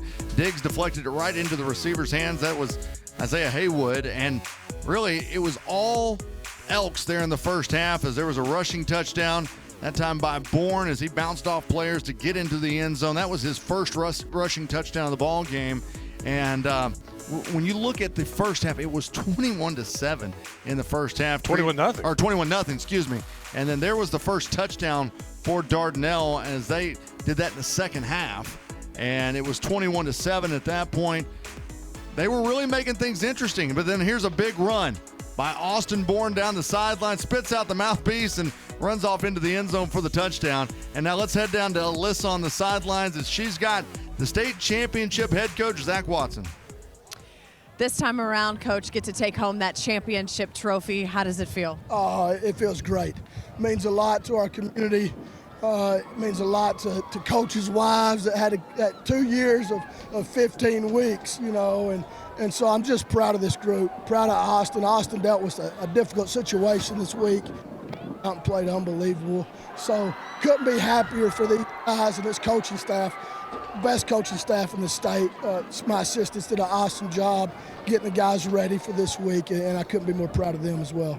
Said a state championship would solidify this group to be the best that's ever played at Elkins for everything that they've accomplished throughout their careers.